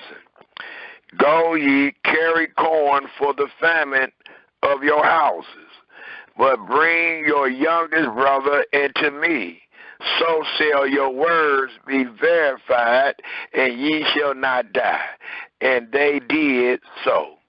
And they said one to another, we are very guilty concerning our brother, and that we saw the anguish of his soul when he besotted us, and we would not hear. Therefore is this distress come upon us. So even later on in retrospect, the sons of Jacob is acknowledging that they have sinned, that they have done some type of sin, and they are verily guilty concerning their brother. The 22nd verse reads, and Reuben answered them, saying, speak I not unto you, saying, do not sin against the child, and ye would not hear. Again, the elder of the house of Jacob acknowledged that they sinned, that they did not well, which denote sin. And the Almighty told us, as we read in the 4th chapter of Genesis, if thou does not well, sin lies at the door. And sin is being reprimanded. Sin is being punished by the deeds that will befall them later on in Egypt. It tells us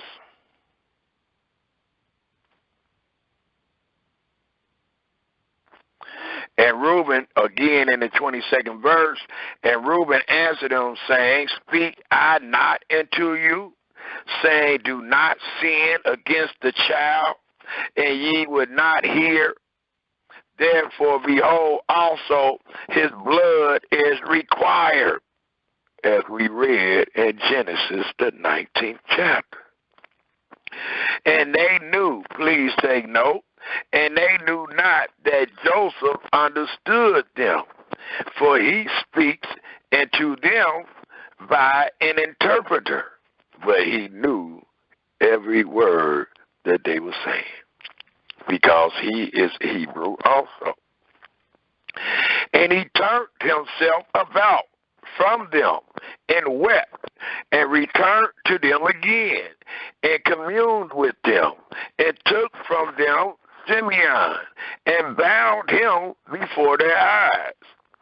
Then Joseph commanded to fill their sacks with corn, and to restore every man's money into his sack. Thus, they're going to give them corn. They thinking they paying for it, but they're not paying for it. It is given by way of their brother through the favoredness that Yahweh have on them, and through the will that Yahweh displayed into Joseph by way of dream. Thus it says, and to restore every man's money into his sack, and to give them provision for the way. And thus did he unto them. And they laden their asses with the corn, and departed thence. And as one of them opened his sack to give his ass provender, and the end he espied his money. For behold, it was in his sack mouth. And he said unto his brethren, my money is restored, and lo, it is even in my sack. And their heart failed them, and they were afraid, saying one to another, what is this that Elohim have done unto us? Please take note. The acknowledgement, the awareness that the men had of Elohim. And they came into Jacob their father, into the land of Canaan, and told him all that befell unto them, saying, This man, who is the master of the land, speak roughly unto us, and took us for spies of the country. And we said unto him, We are true men, we are no spies. We be 12 brethren, sons of our father. One is not, and the youngest is this day with our father in the land of Canaan. And the man, the master of the country, said unto us, Hereby shall I know that ye are true men. Leave one of your brethren here with me, and take food for the famine. And they left their brother Simeon of your households, and be gone. And bring your youngest brother unto me. Then shall I know that ye are no spies, but that ye are true men. So will I deliver you your brother, and ye shall traffic in the land. And it came to pass, as they emptied their sacks, that behold, every man bundle of money was in his sack. And when both they and their father saw the bundles of money, they were afraid. And Jacob their father said unto them, Me have ye bereaved of my children. Joseph is not, and Simeon is not. And ye will take Benjamin away. All these things are against me. And Reuben spake unto his father, saying, Slay my 2 sons, if I bring him not to thee. Deliver him into my hand, and I will bring him to thee again.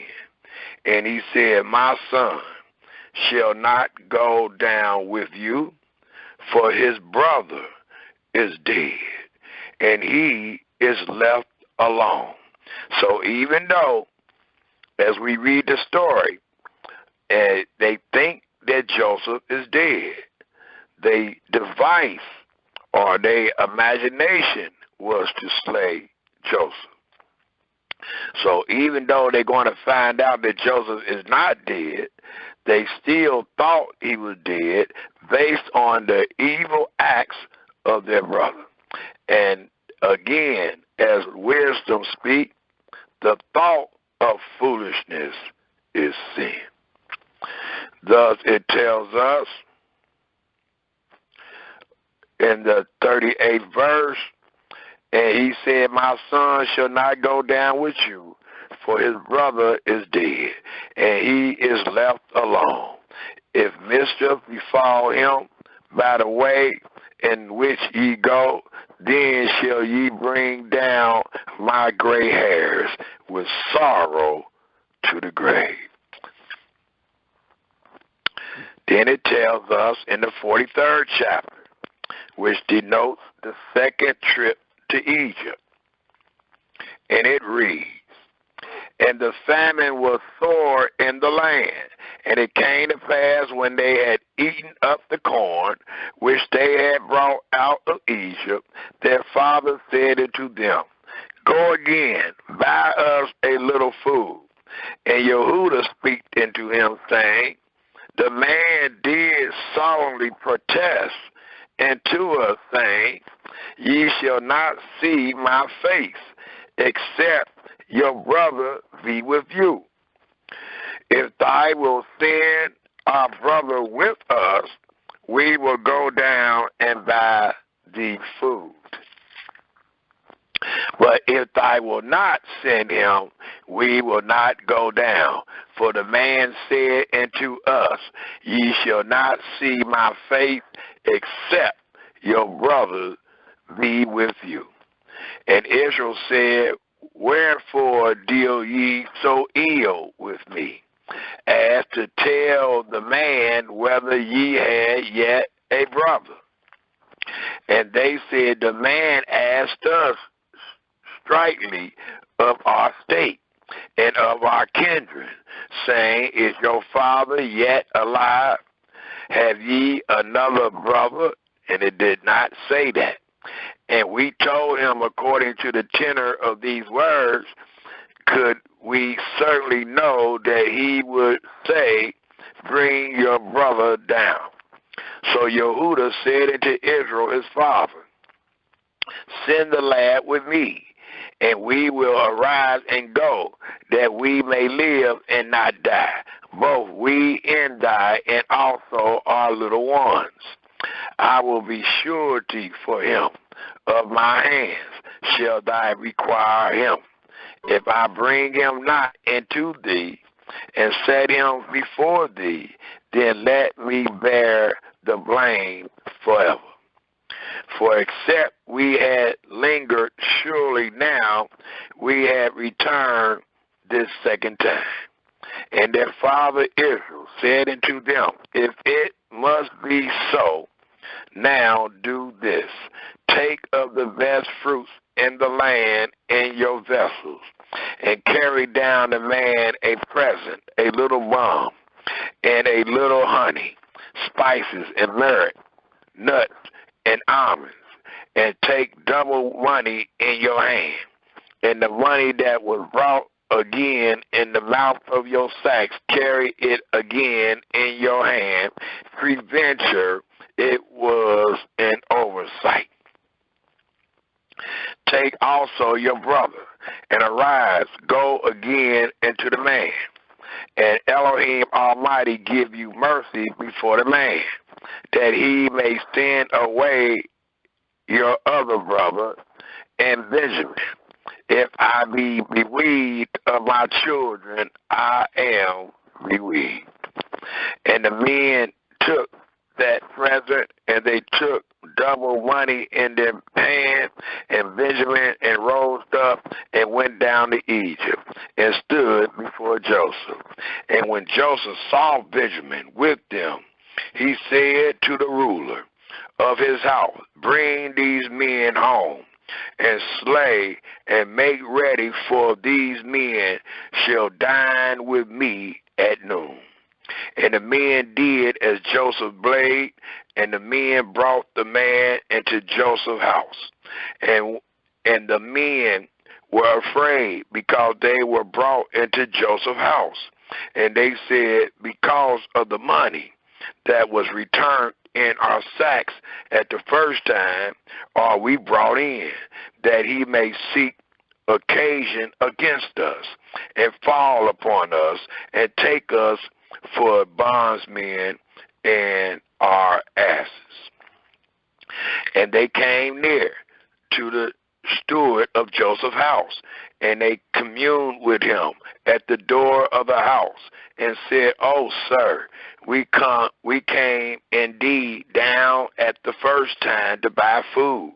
And it came to pass, when we came to the end, that we opened our sacks, and behold, every man's money was in the mouth of his sack, our money in full weight, and we have brought it again in our hand.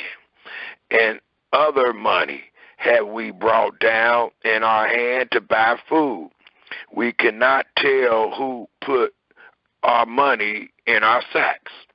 And he said, peace be unto you. Fear not. Your Elohim and the Elohim of your fathers have given you treasures in your sacks. I had your money, and he brought Simeon out into them, and the man brought the men of Joseph's house and gave them water, and they washed their feet, and he gave their asses provender, and they made ready the present against Joseph, came at noon, for they heard that they should eat bread there. And when Joseph came home, they brought him the present which was in their hand into the house, and bowed themselves to him to the earth. And he asked them of their welfare, and said, is your father well? So they saying it. Joseph is saying it now. But when Yehuda was talking to his father, he said that they already, that the man had already asked him that. That is not written. The second time they went to visit Joseph, those things are said. Thus it says again in the 27th verse, and he asked them of the welfare and said, is your father well? The old man of whom ye speak, is he yet alive? And they answered, thy servant, our father, is in good health. He is yet alive. And they bowed down their heads and made abstinence, as Joseph said they would in the dream. And he lifted up his eyes and saw his brother Benjamin, his mother's son, and said, is this your younger brother, of whom ye speak unto me? And he said, Elohim be gracious unto thee, my son. And Joseph made haste, for his bowels did yearn upon his brother, and he sought where to weep. And he entered into his chamber and wept there. And he washed his face and went out and refrained himself and said, set on bread. And they set on for him by himself, and for them by themselves, and for the Egyptians which did eat with him by themselves, because, please take note, because the Egyptians might not eat bread with the Hebrews, for that is an abomination unto the Egyptians. And they set before him the firstborn according to his birthright, and the younger according to his youth, and the men marveled one at another. And he took and sent masses unto them from before him, but Benjamin's mass was 5 times so much as any of theirs, and they drunk and were married with him. It also tells us, if we take a look at the 45th chapter of Genesis,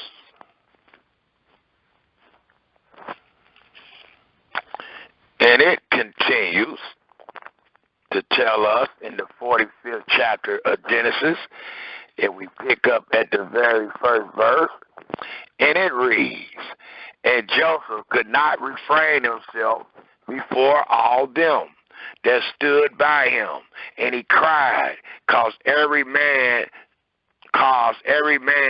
to go out from me. And there stood no man with him, while Joseph made himself known unto his brethren. And he wept aloud, and the Egyptians and the house of Pharaoh heard. And Joseph said unto his brethren, I am Joseph. Does my father yet live? And his brethren could not answer him, for they were troubled at his presence.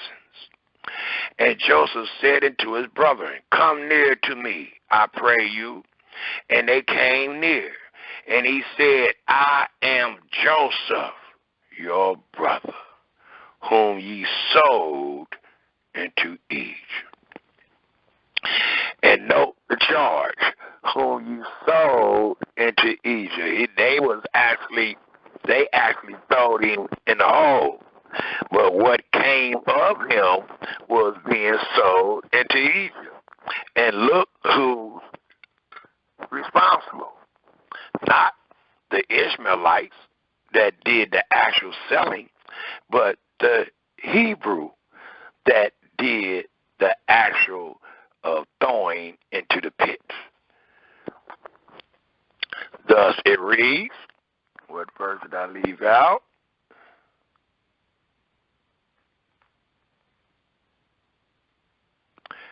Again, I'll pick up at the fourth verse. And Joseph said unto his brethren, come near to me, I pray you.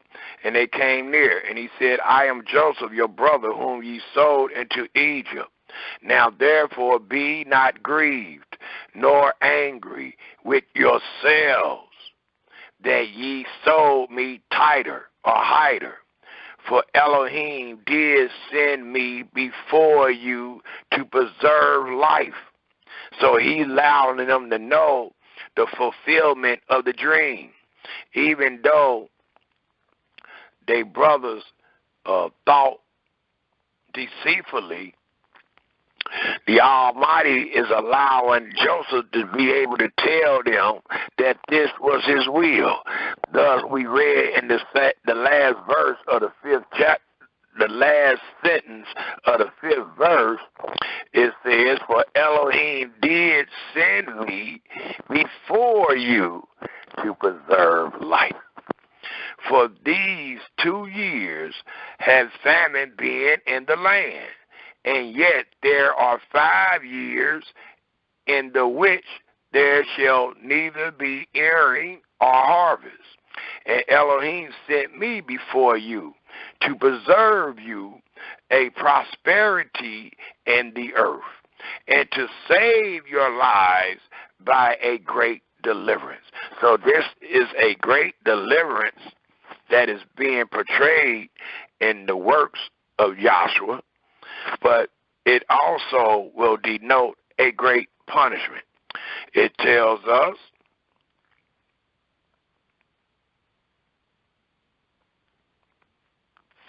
I lost my space, 1 second. In the 8th verse, so now it was not you that sent me hider, please take note, but Elohim. And he hath made me a father to Pharaoh, and master of all his house, and a ruler throughout all the land of Egypt. Haste ye, and go up to my father, and say unto him, thus said thy son Joseph, Elohim hath made me master of all Egypt. Come down unto me, tarry not.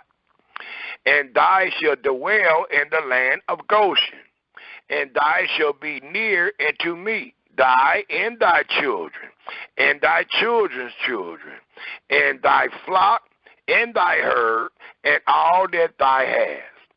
And there will I nourish you, or there will I nourish thee, for yet there are 5 years of famine, lest thou and thy household and all that thou have come to poverty.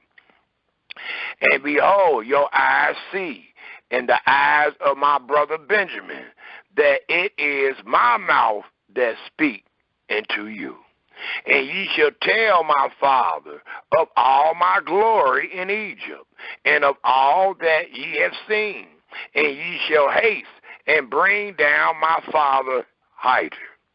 And he fell upon his brother Benjamin's neck, and wept, and Benjamin wept upon his neck. Moreover, he kissed all his brethren, and wept upon them, and after that his brethren talked with him. And the fame thereof was heard in Pharaoh's house, saying, Joseph's brethren are come.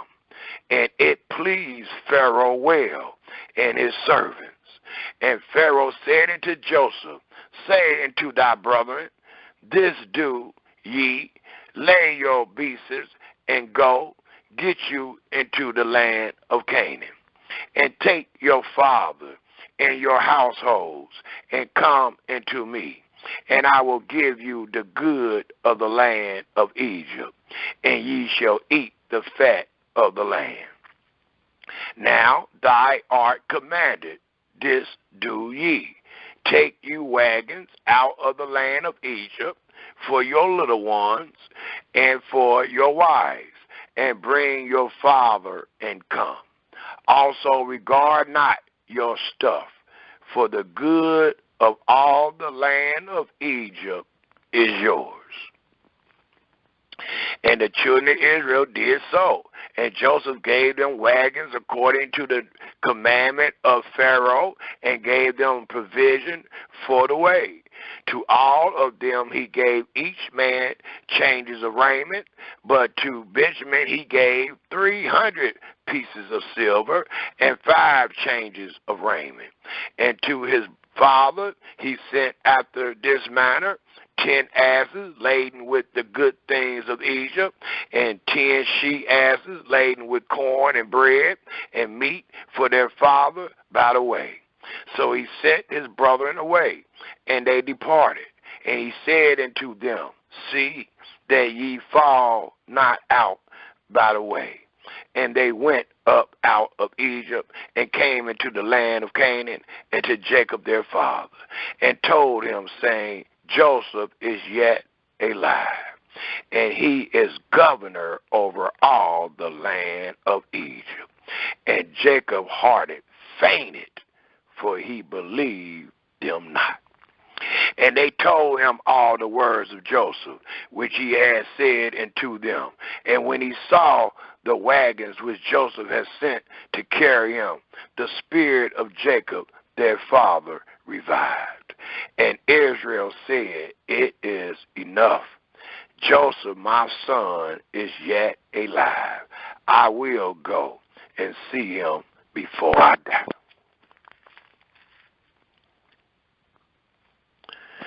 The 46th chapter, the first verse reads, and Israel took his journey with all that he had, and came to Beersheba, and offered sacrifices to Yahweh and to the Elohim of his father Isaac. And Elohim spake into Israel in the vision of the night, and said, Jacob, Jacob. And he said, here am I. And he said, I am Elohim, the Elohim of thy father. Fear not to go down into Egypt, for I will there make of thee a great nation. So it allows us to know that it is told in the visit that Yahweh will make of Jacob a great nation, even though Jacob is going to die.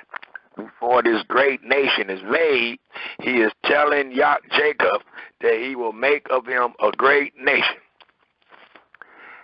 I will go down with thee into Egypt, and I will also surely bring thee up again. Please take note. The 4th verse said, I will go down with thee into Egypt, and I will surely bring thee up again. Well, the next time it is known that the Israelites leave Egypt is after the 430 years sojourning there. But Yahweh still did what he said he would do, and that was, I will go down with thee into Egypt, and I will also surely bring thee up again, and Joseph shall put his hand upon thy eyes. And all those things came to pass. It's just that Joseph put his hands upon his eyes way before they came up out of Egypt again.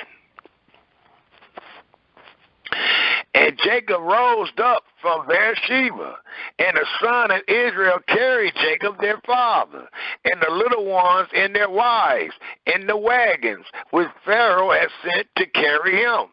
And they took their cattle and their goods, which they had gotten in the land of Canaan, and came into Egypt, Jacob and all his seed with him, his sons and his sons' sons with him, his daughters and his sons' daughters, and all his seed brought he with him into Egypt. And these are the names of the children of Israel, which came into Egypt: Jacob and his sons, Reuben, Jacob's firstborn, and the son of Reuben, Hanok, and Philo, and Hezron, and Kami, and the sons of Simeon, Joel, and Jamin, Obed, and Jachin, and Zorah, and Shaw, the son of a Canaanite woman, or women. The sons of Levi, Gershon, Korah, Ward, the sons of Yehuda, Onan, and Shelah, and Phinehas, or Pars, and Zara. But and Ammon died in the land of Canaan. The sons of Pars were Hezron and Hamal. The son of Issachar, Tula, Puvah, Job, and Sharon. The son of Zebulun, Shurit, and Elon, and Yalel. These be the sons of Leah, which she bare unto Jacob in Paddan Aram, with his daughter Dinah. All the souls of his sons and his daughters was 33.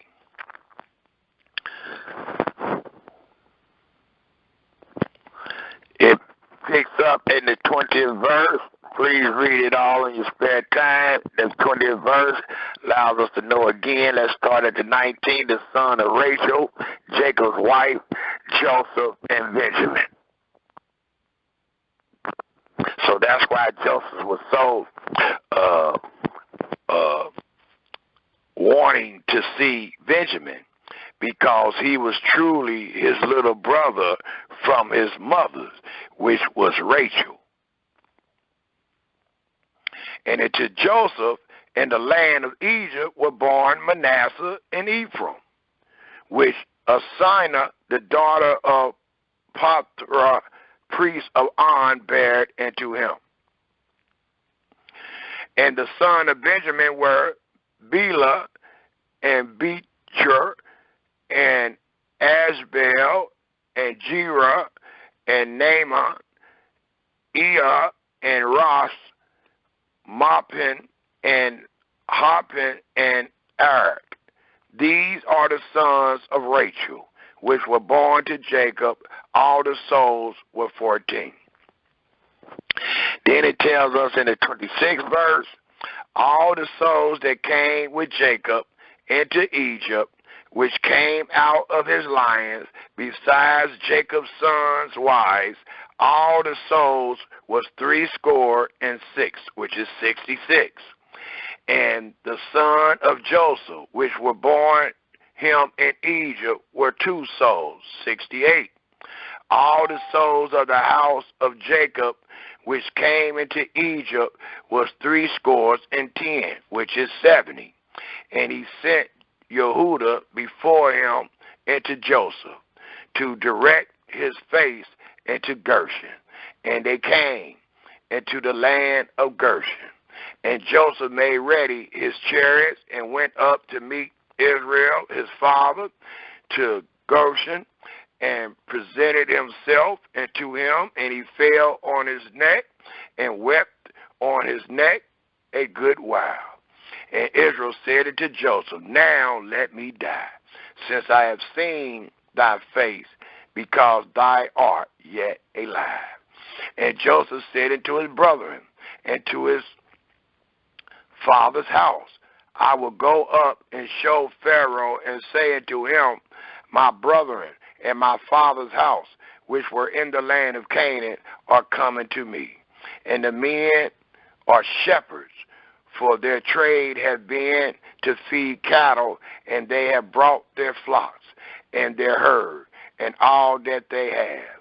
And it shall come to pass, when Pharaoh shall call you, and shall say, what is your occupation, that ye shall say, thy servant trade have been about cattle, from our youth even to now. But both we and also our fathers, that we may dwell in the land of Goshen. Note, for every shepherd is an abomination unto the Egyptians.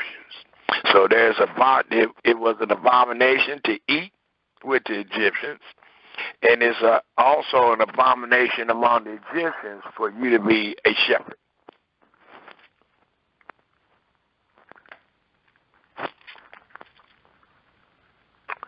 It also tells us, if we take a look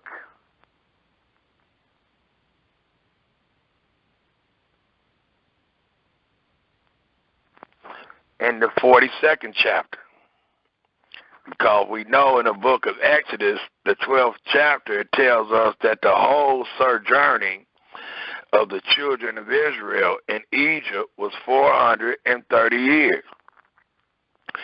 Well, according to Genesis, the 47th chapter, the first verse, it reads, Now Joseph came and told Pharaoh and said, My father and my brethren and their flock and their herd and all that they have are come out of the land of Canaan. And behold, they are in the land of Goshen. And he took some, or Goshen, and he took some of his brethren, even 5 men, and presented them unto Pharaoh. And Pharaoh said unto his brethren, What is your occupation? And they said unto Pharaoh, Thy servants are shepherds, both we and also our fathers. They said moreover unto Pharaoh, For to sojourn in the land are we come, for thy servants have no pasture for their flock, for the famine is sore in the land of Canaan. Now therefore we pray thee, let thy servant dwell in the land of Goshen. And Pharaoh spake unto Joseph, saying, Thy father and thy brethren are come into thee. The land of Egypt is before thee, and the best of the land make thy father and brethren to dwell. And the land of Goshen, let them dwell. And if thou knowest any man of activity among them, that make them rulers over my cattle. And Joseph brought in Jacob his father, and set him before Pharaoh, and Jacob blessed Pharaoh. And note, who Yahweh, who blesses Jacob shall be blessed. Who curses Jacob shall be cursed. And Pharaoh said unto Jacob, How old art thou? And Jacob said unto Pharaoh, The days of the years of my pilgrimage are 130 years. Few and evil have the days of the years of my life been, and have not obtained into the days of the years of the life of my fathers, in the days of their pilgrimage. And Jacob blessed Pharaoh, and went out from before Pharaoh. And Joseph placed his father and his brethren, and gave them the possession in the land of Egypt, and the best of the land, and the land of Ramses, as Pharaoh had commanded. And Joseph nourished his father and his brethren, and all his father's household with bread according to their families, and not just according to their families, but according to the word that was revealed from the dream. It tells us, if we pick up at the 27th verse of the same chapter, the 47th chapter of Genesis, and Israel dwelt in the land of Egypt, in the country of Goshen, and they had possession therein, and grew and multiplied exceedingly, because Yahweh promised Abraham that they would. And Jacob lived in the land of Egypt 17 years. So the whole age of Jacob was 147 years. and the time drew nigh that Israel must die. And he called his sons Joseph and said unto him, If now I have found grace in thy sight, put, I pray thee, thy hand under my thigh, and deal kindly and truly with me. Bury me not, I pray thee, in Egypt, but I will lie with my fathers, and thou shalt carry me out of Egypt, and bury me in their burying place. And he said, I will do as thou hast said. And he said, Swear unto me. And he sware unto him. And Israel bowed himself upon the bed head. The next chapter deal with the curse, or deal with the blessings that Jacob gives into Joseph's 2 sons. And then the 49th chapter deals with the blessings that Jacob put upon his sons.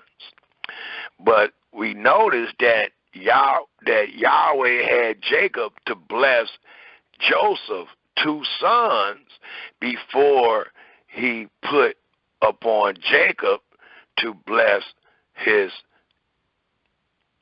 12 sons. So we only got 2 more chapters before the last chapter of Genesis, so we're going to go ahead and read these blessings, see how the blessings was bestowed upon them, and then we're going to read the great information, the great knowledge of the holy that Yahweh have revealed into Joseph that he will reveal into his brothers before he died. It tells us in Genesis, the 48th chapter, and mind you, from the 37th verse all the way to the 50th verse, the book is devoted to Joshua. And it is devoted to Joshua because of what transpired. It allows us to know what happened with him and his brethren, how he was shown mercy and set up to be a preserver of life. And then even though the brothers thought it to be of evil, it was done of good to preserve his father's house and his brethren. And then it tells us, as I just stated, that Yahweh told them, as he told Abram in Genesis 15, that they will be visited. And what was it that they was to be visited out of? It was servitude and it was affliction. And Jacob or Joseph is going to let them know that before he died. And then our next few chapters will show us they going straight into captivity. And according to what we read, the only reason they will be going into captivity is based on what they did to their brother. Even though the Almighty used that same man to show them mercy, they still, sin still lied at the door. They was not recipients of those that done well. They are being recipients of mercy because of Jacob's house and because of Jacob's son. So they are recipients of mercy. And then they endure their punishment. And the Almighty show compassion. He brings forth his mercy, and he visits them and delivers them. And then we find them being in the wilderness, and Yahweh gives them the statutes of life that was to govern them in the land that they possess. And if you take note of the statutes of life, it is against all that they said and did. It tells us that I should not lie. The statutes of life tells us that we should not murder. The statutes of life tells us we should not hate our brothers in our heart. The statutes of life tells us we should not sell our brother as a slave. All the things that the brothers endured, the plight that they took, the wrong that they displayed is confirmed and covenanted into a law. Thus Yahweh commanded Israel, the children thereof, not to do so. Right now we should find ourselves in Genesis, the 48th chapter. We got 3 more chapters to read, 48, 49, and 50. And it reads in the 48th chapter, the very first verse, and it came to pass after these things that one told Joseph, behold, thy father is sick. And he took with him his 2 sons, Manasseh and Ephraim. And one told Jacob and said, behold, thy son Joseph come into thee. And Israel strengthened himself and sat upon the bed. And Jacob said unto Joseph, Elohim Almighty, El Shaddai, appeared unto me at Luz in the land of Canaan, and blessed me. And he did Joseph the same way. And said unto me, behold, I will make thee fruitful and multiply thee, and I will make of thee a multitude of people, and will give this land to thy seed after thee for an everlasting possession. That was all of the Israelite dwellings, always. For it was an everlasting possession. And now thy 2 sons, Ephraim and Manasseh, which were born unto thee in the land of Egypt, before I came into thee into Egypt, are mine, as Reuben and Simeon, which is the first 2 children of Jacob. He said, just like Reuben and Simeon is, so is your 2 sons to me. And Reuben, being the elder of the 12, is a recipient of a double portion. So those same blessings is put upon Ephraim and Manasseh. The 6th verse reads, and thy issue, which thou begettest after them, shall be mine. Any other children that you have after them shall be mine, and shall be called after the name of their brethren and their inheritance, like the Yehudanites for Yehuda, like the Levites for Levi. That's what that means. The 7th verse reads, and as for me, when I came from Padan, Rachel died by me in the land of Canaan, in the way when yet there was but a little way to come into Ephrath. And I buried her there in the way of Ephrath, which is in the land of Canaan. The same is Bethlehem. And Israel beheld Joseph's 2 sons and said, who are these? And Joseph said unto his father, they are my sons, whom Elohim, please take note, that Yahweh hand is in all of this, have given me in this place. And he said, bring them, I pray thee, into me, and I will bless them. Now the eyes of Israel were dim for age, so that he could not see. And he brought them near unto him, and he kissed them, and embraced them. And Israel said unto Joseph, I had not thought to see thy face, and lo, Elohim showed me also thy seed. Not only have I been able to see thy face, but I have been able to see the face of thy seed. And Joseph brought them out from between his knees, and he bowed himself with his face to the earth. And Joseph took them both, Ephraim in his right hand toward Israel, and left hand, and Manasseh in his left hand toward Israel right hand, and brought them near unto him. And Israel stretched out his right hand, and laid it upon Ephraim's head, who was the younger, and his left hand upon Manasseh's head, guiding his hand willingly, for Manasseh was the firstborn. And he blessed Joseph, and said, Elohim, before whom my fathers Abraham and Isaac did walk, the Elohim which fed me all my life long and to this day, the angel which redeemed me from all evil, bless the lads, and let my name be named on them, the house of Israel, and the name of my fathers Abraham and Isaac, and let them grow into a multitude in the midst of the earth.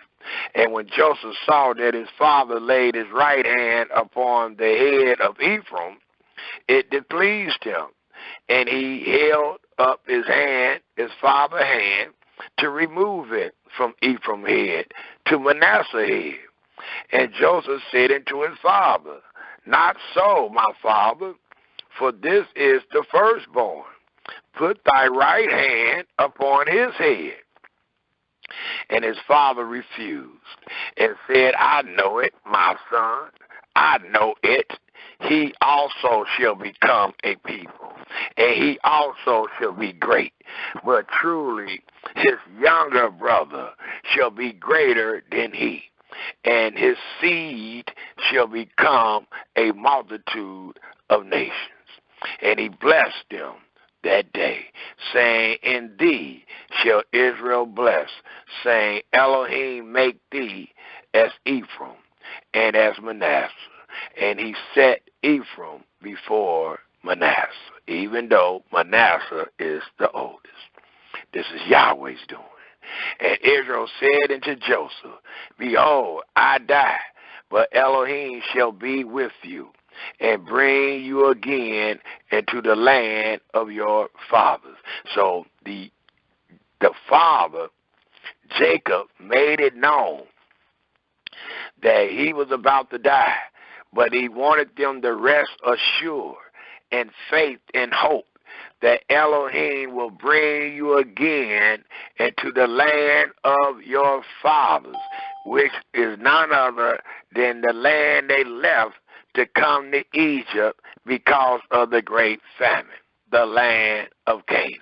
The 22nd verse says, Moreover, I have given to thee one portion above thy brethren, which I took out of the hand of the Amorites with my sword and with my bow. The 49th chapter talks about the blessings that Jacob gave to his 12 sons after he had blessed his grandsons that came by way of Joseph. He blessed them first, and he blessed them in the same sense that he blessed his sons, Reuben and Simeon, the first and the second. Thus it tells us in the 49th chapter, Jacob gives a blessing to all his sons. And Jacob called unto his sons and said, Gather yourselves together, that I may tell you that which shall befall you in the last days. Gather yourselves together, and hear, ye sons of Jacob, and hearken to Israel your father. Reuben, thou art my firstborn, my might, and the beginning of my strength, the excellency of dignity, and the excellency of power. Unstable as water, thou shalt not excel, because thou went up to thy father's bed, then defilest thou it. He went up to my couch. Simeon and Levi are brethren.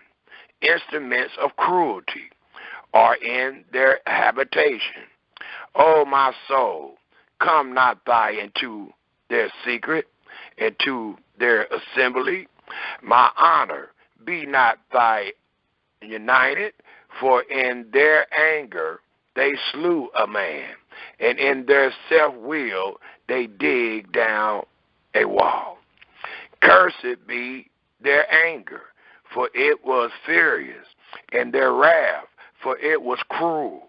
I will divide them in Jacob and scatter them in Israel. Yehuda, thy art he whom thy brethren shall praise. Thy hand shall be in the neck of thy enemies. Thy father's children shall bow down before thee. Yehuda is a lion whipped from the prey. My son, thy art gone up. He stooped down, he crouches as a lion, and as an old lion, who shall arouse him up. The scepter shall not depart from Yehuda, nor a lawgiver from between his feet, until Shiloh come, and into him shall the gathering of the people be. Binding his foes into the vine, and his asses' coats into the choice vine. He washes his garment in wine, his clothes in the blood of grapes. His eyes shall be red with wine, and his teeth white with milk.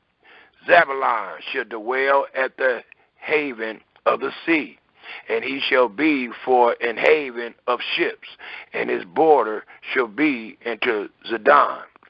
Issachar is a strong ass crouching down between two burdens, and he saw that rest was good, and the land that it was pleasant, and bowed his shoulders to bear, and became a servant into tribute. Dan shall judge his people as one of the tribes of Israel. Dan shall be a serpent by the way, an adder in the path, that bites the horse heels, so that his rider shall fall backwards.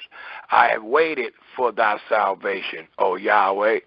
Gad, a troop, shall overcome him, but he shall overcome at the last.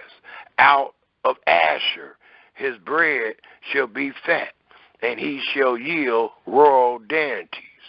Naphtali is a hind let loose, he give goodly words. Joseph is a fruitful brook, even a fruitful brook by a wall, whose branches run over the wall. The archers have sorely grieved him, and shot at him, and hated him. But his bow abroad in strength, and the arm of his hands were made strong by the hand of the Almighty Elohim of Jacob. From thence is the shepherd, the stone of Israel. Even by Elohim of thy fathers who have helped thee, and by the Almighty who shall bless thee with blessings of heaven above, blessings of the deep that lies under, blessings of the beast and of the womb. The blessing of thy father hath prevailed above the blessing of my people, my progenitors, into the uttermost bound of the everlasting hills. They shall be on the head of Joseph. Look how long Joseph's blessing is. And on the crown of the head of him that was separated from his brethren. Benjamin shall raven as a wolf. In the morning he shall devour the prey, and at night he shall divide the spoil. All these are the 12 tribes of Israel. And this is it that their father spake unto them, and blessed them, every one according to his blessing he blessed them. And the charge And he charged them and said unto them, I am to be gathered into my people. Bury me with my fathers in the cave that is in the field of Ephron the Hittites, and in the cave that is in the field of Machpelah, which is before Mari in the land of Canaan, which Abraham brought with the field of Ephron and the Hittites for possession of a burying place. There they buried Abraham and Sarah, his wife. There they buried Isaac and Rebekah, his wife.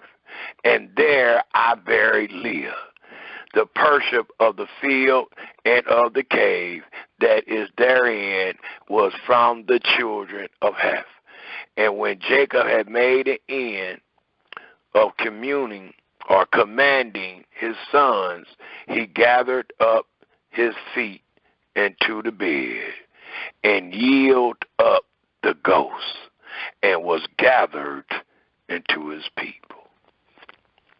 The 50th chapter, the last chapter of this great book called Genesis, it reads, And Joseph fell upon his father's face and wept upon him and kissed him.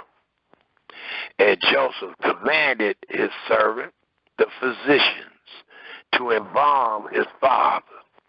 And the physicians embalmed Israel. And 40 days were fulfilled for him. For so are fulfilled the days of those which are embalmed. And the Egyptians mourned for him 60 days. 70 days they mourned for Jacob. 40 days it took to fulfill him, or to fill the days of being embalmed. The 4th verse says, And when the days of his mourning were past, Joseph spake into the house of Pharaoh, saying, If now I have found grace in your eyes, speak, I pray you, in the ears of Pharaoh, saying, My father made me swear, saying, Lo, I die in my grave, which I have digged for me in the land of Canaan. There shall thou bury me. Now therefore let me go up, I pray thee, and bury my father, and I will come again. And Pharaoh said, Go up and bury thy father, according as he made thee swear. And Joseph went up to bury his father, and with him went up all the servants of Pharaoh. Note who all went. And compare it to yourself today. It says, went up all the servants of Pharaoh, and the elders of his house, and all the elders of the land of Egypt, and all the house of Joseph, and his brethren, and his father's house, only their little ones, and their flocks, and their herd they left in the land of Goshen. And many times, in comparison, we bring our children to the funerals. When our grandma died, or when their grandma died, or their granddad died, we have the tendency to bring the children. And most of them are terrified. They don't know what's going on. They looking at you screaming and hollering and crying, and the emotion that you displaying automatically go on your children to where they are sad and crying and scared. Well, searching through the beginning and dealing with some of the most holiest men that has ever walked on the face of the earth, the scripture allows us to know that they use discretion to where they never, or at least in this instant, would not bring the little ones, the little children. For what? Is what we should ask ourselves. And why wouldn't the Almighty have on the most holiest people on the face of the earth allowing their children to attend? That's something great to ponder on, for it tells us again, in all the house of Joseph, in his brethren, in his father's house, only their little ones in their flock, in their herds, they left in the land of Goshen. And there went up with him both chariots and horsemen, and it was a very great company.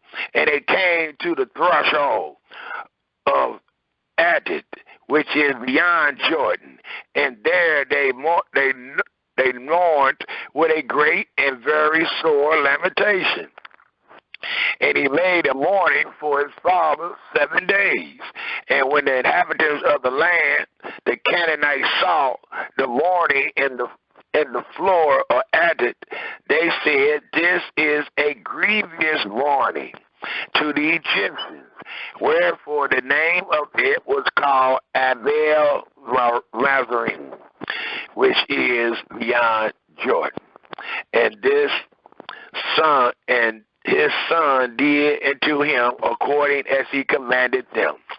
For his sons carried him into the land of Canaan, buried him in the cave of the field of Machpelah, which Abraham brought with the field for a possession, for a burying place of Ephron the Hittite before Mari.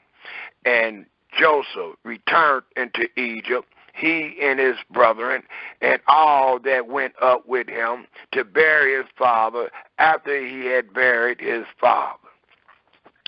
And when Joseph's brethren saw that their father was dead, please take note, they said, "Joseph will peradventure hate us and will certainly require us all the evil which we did into him." And that was their imagination. That was not true, because that was not the will of the Most High. But note their imagination. Note how they are guilty, just like it said in the previous chapters that they felt guilt. So just think, as we read the end of this 50th chapter, the last book of Genesis, look at the Israel seed. Look at the seed of Israel. Look what they are thinking. It says, again in the 16th verse or the 15th verse, and when Joseph's brethren saw that their father was dead, they said, "Joseph will peradventure hate us and will certainly requite us all the evil which we did into him." They are confessing that which they did was evil. Well, if that's true, the Almighty had already told us by way of Noah, or by way of Cain and Abel, if thou does well, thou should be accepted. But if thou does not well, sin. So with them saying the evil, they are confessing that they sinned against Yahweh and against their brother. And they sent a messenger into Joseph, saying, "Thy father did command before he died, saying, So shall ye say unto Joseph, Forgive, I pray thee now, the trespass of thy brethren, and their sin. For they did into thee evil, and now we pray thee, forgive the trespass of thy servants." of the Elohim of thy father, for he was truly the servant of Elohim. And Joseph wept when they speaked into him. And his brethren also went and fell down before his face. And they said, behold, as Joseph said in the 37th chapter, when he was just 17, they are repeating it now. It says, and his brethren also went and fell down before his face, and they said, behold, we be thy servants. And if you are his servants, then you are truly doing abstinence to him, as Yahweh told him to tell y'all when he had that great dream. Then Joseph said unto them, I ain't like you, it says. Then and Joseph said unto them, fear not, for am I in the place of Elohim? I can't even really forgive you besides what Yahweh put in me, more than what Yahweh allowed me. So I can say I forgive you. That don't mean Yahweh is not going to punish you. And we can kind of compare that with Job and his friends. When they misrepresented Yahweh, the scripture tells us that they was going to kill him, that Yahweh was going to kill them men, because what they was telling Job was a misrepresentation of the Creator. If it was not for their friend Job praying for them, they would have died. So I'm quite sure Jacob prayed, but he let his brethren know, as it read again in the 19th verse, and Joseph said unto them, fear not, for am I in the place of Elohim? That let us know, we that have eyes and can see and understand these stories, that the saying that Yahweh told Abel or told Cain is the same. If thou does well, thou should be accepted. If thou does not well, sin lieth at the door. And that's why Joseph told them and said, fear not, for am I in the place of Elohim? And don't forget why he said that. He's saying that because of the 17th verse, where it so says, so shall ye say unto Joseph, forgive, I pray thee now, the trespass of thy brethren and their sin, for they did unto thee evil. He responded and said, I am not in the stead of Elohim. That's something Yahweh going to have to do. And we also, if we remember this same saying to let us know that I am given the right interpretation of that saying, is when Rachel could not have any children. And she blamed it Jacob. And Jacob stated almost the same words that you're reading in the 19th verse. Am I in the stead or in the place of Elohim? So it is Yahweh that will give us the final sentence. It is Yahweh that will give us the final say so. Thus it reads in the very next verse. But as for you, ye thought evil against me, but Elohim meant it into good, to bring to pass, as it is this day, to save much people alive. Not just my father's house, but much people. And he did, the people of the land of Egypt and the other lands that was coming to Egypt to eat, because the famine was so great. It tells us in the 21st verse, now therefore fear ye not, I will nourish you and your little ones as Yahweh commanded me. And he comfort them and speak kindly unto them. And Joseph dwelt in Egypt, he in his father's house. And Joseph lived 110 years. And Joseph saw Ephraim's children of the third generation. The children also of Machir, the son of Manasseh, were brought up upon Joseph's knees. And Joseph, please take note.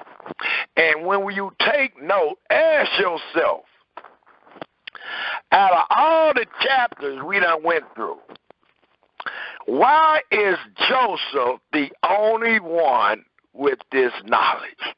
Besides the father, which was Abraham. And we seen it in Genesis, the 15th chapter. Besides Abraham, this man is the only one really repeating this. And the reason why it is repeated, because it was known to him. In this dream of abstinence being shown to him, he is made the head of the house, even over Jacob. So what was told to Abraham about his seed? That they're going to go in a land, in a strange land, and be servants and afflicted. And afterwards, Yahweh was going to bring them out. He was going to judge those whom they served, and they was going to come out with great substance.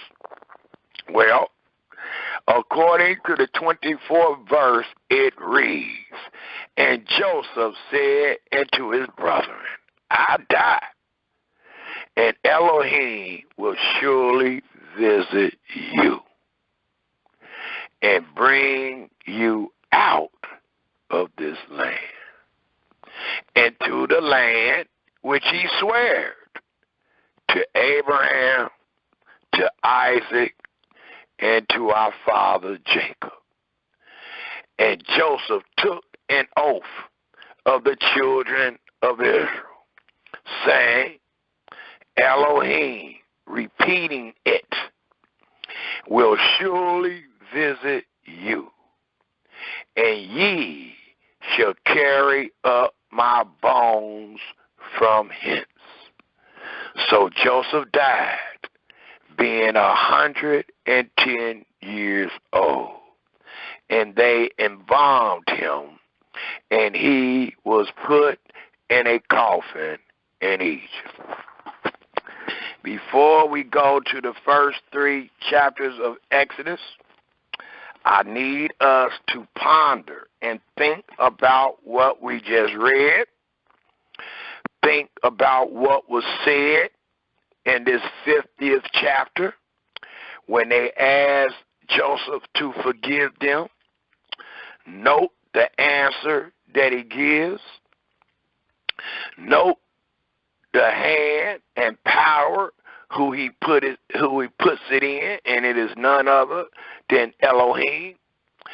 And then note how he allowed his brothers to know that Yahweh will surely visit you and bring you out of this land and to the land which he swore unto Abraham, to Isaac, and your father Jacob. And this visiting was after 430 years sojourning in Egypt. And we got to think, the only reason they went into Egypt because of the famine. The Almighty already set up Joshua, or set up Joseph, to do all that he wanted them to do. And we see it was done all the way to his death. The question that we should ask ourselves, And our investigation is, well, if they went to Egypt and got fed and was preserved, why did they stay in Egypt so long? How did a trip to revive ourselves wind up being a trip of 430 years? The answer is found when we turn to the next book, which is called Exodus, which allows us to know that the children of Israel was truly exited out of the servitude and affliction that was promised that would befall them to Abraham. These things was promised that they would befall Abraham's seed, and we have the book called Exodus that denotes that the children of Israel exited out of a servitude and a affliction. And this servitude and affliction was rigorous. It was devastating. It was humiliating. And these things befell the children of Israel, for Yahweh do not afflict willingly. These things fell, and note who is fallen upon, the children of Israel. We all know who the children of Israel are, the 11 sons that did what they did against the chosen, against their brother. Thus, it tells us in Exodus 1, verse 1. Now these are the names of the children of Israel, which came into Egypt. Every man in his household came with Jacob. Reuben, Simeon, Levi, Yehuda, Issachar, Zebulun, Benjamin, Dan, Naphtali, Gad, Asher, and all the souls that came out of the lions of Jacob was 70 souls. For Joseph was in Egypt already. And Joseph died, and all his brethren. So whatever happened to them ain't because of Joseph. Joseph died. It might have happened because of what you did to Joseph, but Joseph dead now, it says, and all his brethren, the people that did the crime, and all that generation, and the children of Israel were fruitful and increased abundantly, and multiplied, and waxed exceedingly mighty, and the land was filled with them. Now there rose up a new king out of Egypt, which knew not Joseph, and he said unto his people, Behold, the people of the children of Israel are more and mightier than we. Come now, let us deal wisely with them, lest they multiply, and it come to pass that when there fall out any war, they join also into our enemies and fight against us, and so get them up out of the land. So all this generation done died. Joseph done died. His 11 brothers done died. And the Almighty is doing what he promised Abraham, and that is make him of a great nation, so great that the Israelites have increased it abundantly and multiplied and waxed it exceedingly mighty. And the land was filled with them, as Yahweh promised Abraham. The 11th verse reads, Therefore they did set over them taskmasters to afflict them with their burdens. And they built for Pharaoh treasure cities, Pithron and Ramses. But the more they afflicted them, the more they multiplied and grew. And they were grieved because of the children of Israel. And the Egyptians made the children of Israel to serve with rigor. And they made their lives bitter with hard bondage, and mortar, and in brick, and all manner of service. In the field, all their service, wherein they made them serve, was with rigor. And the king of Egypt spake unto the Hebrew midwives, of which the name of the one was Shaphat, and the name of the other was Pur. And he said, when ye do the office of a midwife to the Hebrew women, and see them upon the stools, if it be a son, please take note, not if it's an Israelite, but if it be a son, then ye shall kill him. But if it be a daughter, then she shall live. In my investigation and studying with parallelism, what is parallel to what we just read is what happened to Jacob's son. Jacob's son was, through the envy of his brothers, was to be slayed. Through the overseeing of the Almighty put a spirit on Reuben and Yehuda, where they say, no slaying. Don't let the blood be on our hand. We already done did worse enough. So the blood on our hand, knowing about our Creator, it will be no profit for us.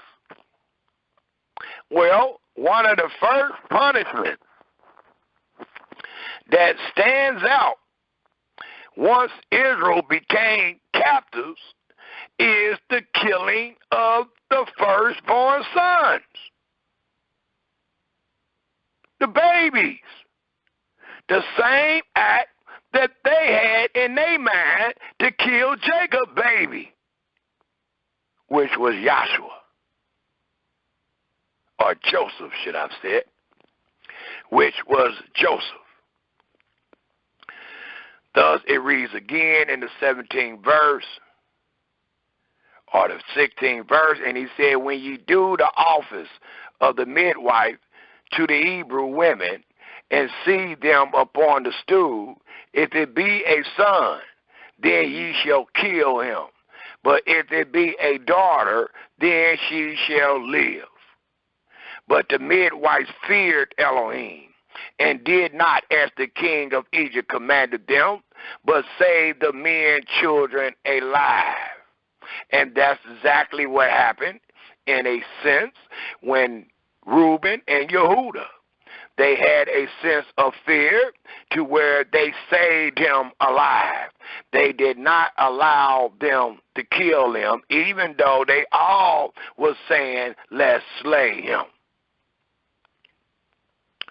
It tells us in the 19th verse, and the midwife said unto Pharaoh, because the Hebrew women are not as the Egyptian women, for they are lively and are delivered ere the midwives come in into them. Therefore, please take note that Yahweh see all and he hear all. It says, therefore Elohim dealt well with the midwives, and the people multiplied and waxed it very mighty. And it came to pass, because the midwives feared Elohim, that he made them houses. And Pharaoh charged all his people, saying, every son that is born ye shall cast into the river. The similarity in the parallelism is Joseph being cast in the river, or Joseph being cast in the cistern, but it wasn't no water in it. But the parallelism is, now your babies, the babies of the men that did those things, are being cast in the cistern with water, which is called the Nile River. It tells us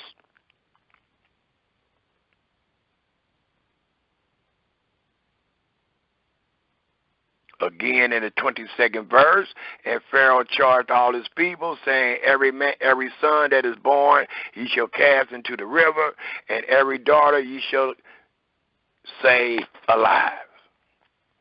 It continues to tell us in the 2nd chapter, the 1st verse, and there went a man of the house of Levi, and took to wife a daughter of Levi.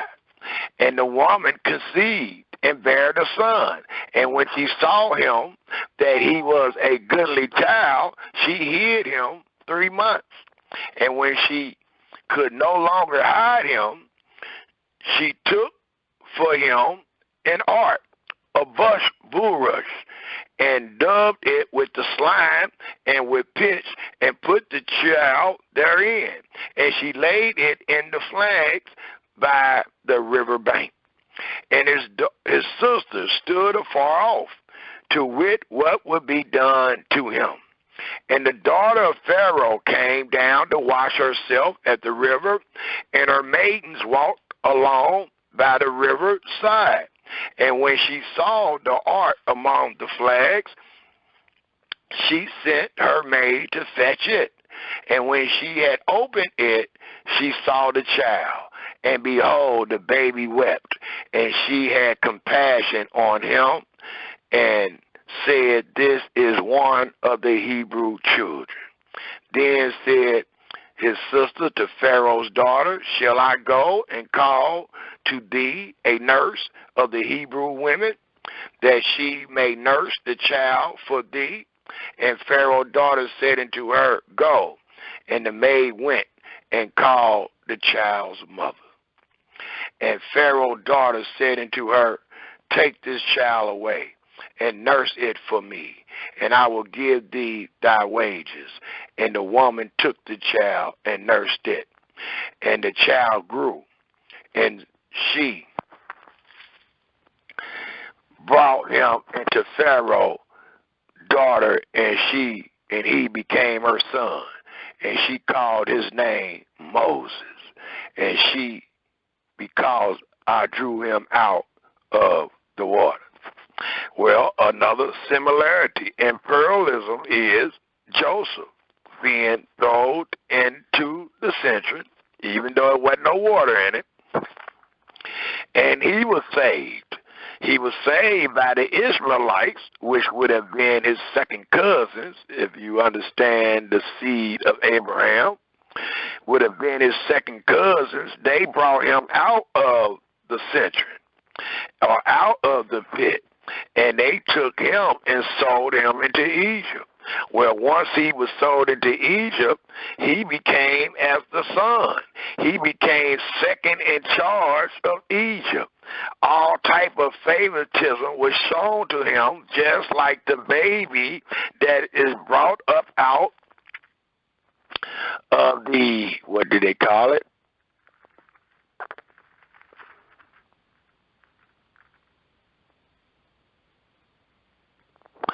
It was called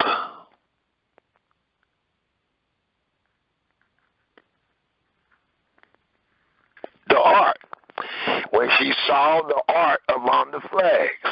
So just like Moses was honored once he was brought up out of that ark, he was honored by the people that actually saved his life, or by the people that he was actually given to. Same thing with Joseph. Then it reads, and it came to pass in the 11th verse of the 2nd chapter of Exodus, and it came to pass in those days when Moses was grown, that he went out into his brethren, and looked on their burdens, and he spied an Egyptian smiting an Hebrew, one of his brethren. And the acts that he's about to do denote what we read in Genesis 4. When Cain answered or asked Yahweh, am I my brother's keeper? And you are. And if you are, you should do well. Thus it reads in the 12th verse, and he looked this way and that way. And when he saw that there was no man, he slew the Egyptian, being a brother's keeper, because he see a foreigner, an enemy, afflicting his brother, and hid him in the sand. After he killed the Egyptian, he hid him in the sand because he didn't want the enemy to be chasing him. He didn't want the enemy to know that he was and has been a brother's keeper to the Hebrews. And when he went out the second day, behold, 2 men of the Hebrews strolled together. The law don't want us to strive together. The law don't want us to discord, how is it pronounced? I want to say it correctly. What we just read earlier in Proverbs 6.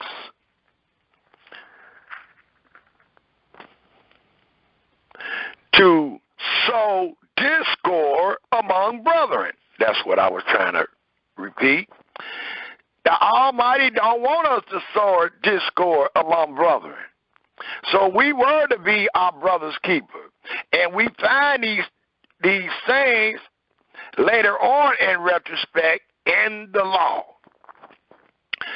But before the law was made, we see again he looked this way and that way, and when he saw that there was no man, he killed the Egyptian and hid him in the sand.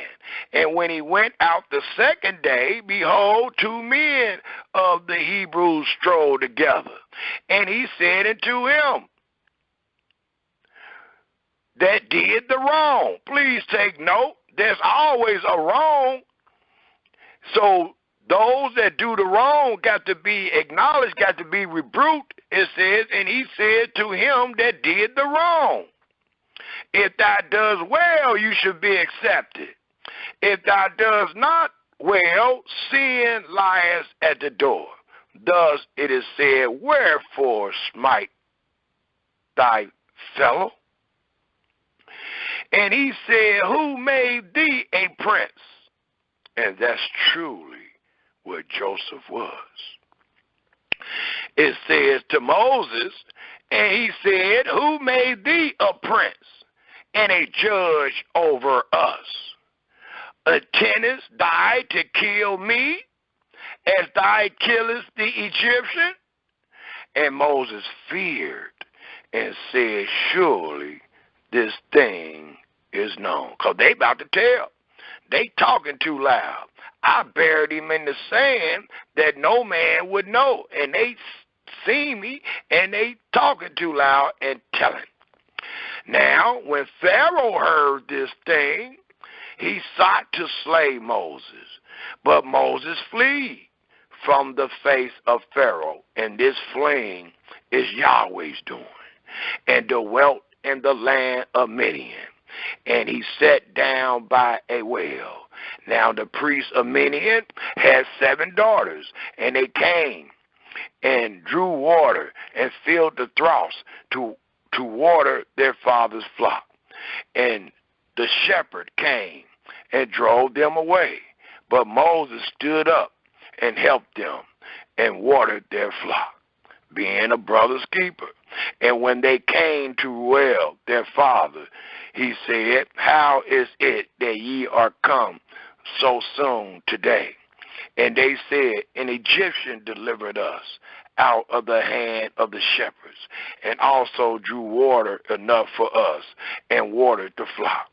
And he said unto his daughters, and where is he? why is it that ye have left the man? Call him that he may eat bread. And Moses was content to dwell with the man. And he gave Moses Zipporah, his daughter, and she bare him a son. And he called his name Gershon, for he said, I have been a stranger in a strange land.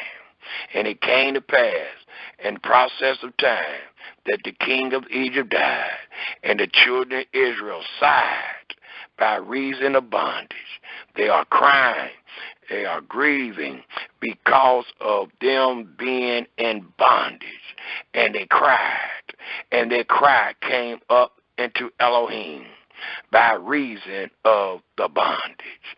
And Elohim heard their groaning, and Elohim remembered his covenant with Abraham, Isaac, and with Jacob. And what covenant was that? Is not that covenant found in the same place where the Almighty told Abraham to know of a surety that thy children will be a servant in a land that is not theirs and afflicted? That same promise is remembered in this same situation where the children of Israel will be servants and afflicted. Thus it reads again in the 24th verse, and Elohim heard their groaning, and Elohim remembered his covenant with Abraham, with Isaac, and with Jacob. And Elohim had or looked upon the children of Israel, and Elohim had respect into them. So after the time of affliction and servitude had meted its expected end, then the Almighty visit them.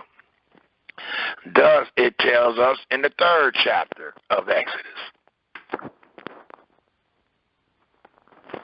We got a couple more to read and we'll be done for today, and we'll question or comment on what we have found. It says, now Moses kept the flock of Yethro, his father-in-law, the priest of the Midians, and he led the flock to the backside of the desert and came into the mountain of Elohim, even to Horeb. And the angel of Yahweh appeared unto him in a flame of fire out of the midst of a bush. And he looked, and behold, the bush burnt with fire, and the bush was not consumed. And Moses said, I will now turn aside and see this great sight, why the bush is not burnt. And when Yahweh saw that he turned aside to see, that he considered, Elohim called unto him out of the midst of the bush and said, Moses, Moses. And he said, here am I. And he said, draw not nigh hider, put off thy shoe from off thy feet, for the place wherein thou stand is holy ground. Moreover, he said, I am the Elohim of thy father, the Elohim of Abraham, the Elohim of Isaac, the Elohim of Jacob. And Moses hid his face, for he was afraid to look upon Elohim. And Yahweh said, I have surely seen the affliction of my people, which are in Egypt, and have heard their cry by reason of their taskmasters, for I know their sorrows. And I am come down to deliver them out of the hand of the Egyptians, to bring them up out of that land into a good land, and a large, into a land flowing with milk and honey, into the place of the Canaanites, the Hittites, the Amorites, the Perizzites, and the Hivites, and the Jebusites. Now therefore, behold, the cry of the children of Israel is coming to me, and I have also seen the oppression wherewith the Egyptians oppressed them. Come now, therefore, and I will send thee into Pharaoh, that thou mayest bring forth my people Israel, or bring forth my people, the children of Israel, out of Egypt. And Moses said unto Elohim, who am I, that I should go into Pharaoh, and that I should bring forth the children of Israel out of Egypt. And he said, certainly I will be with thee. And note, he said, who am I? When we parallel with the events found in Genesis, he said, who am I? The people said that asked me, was I a prince? Well, you truly are. And who am I? When Moses asked Yahweh, who am I? The answer is the one I select. Don't forget, I saved you as a baby. I already got my will in you, what I'm going to have you to do. It was many sons stole in the Nile River, not Moses, but there were many Hebrew sons stole in the Nile River, but not Moses. Why not? Because that's the one that Yahweh chose to show his will. Same way with the 12 sons of Jacob. Joseph was the one selected to show his will, just like it talks about the fathers, Abraham, Isaac, and Jacob. So it tells us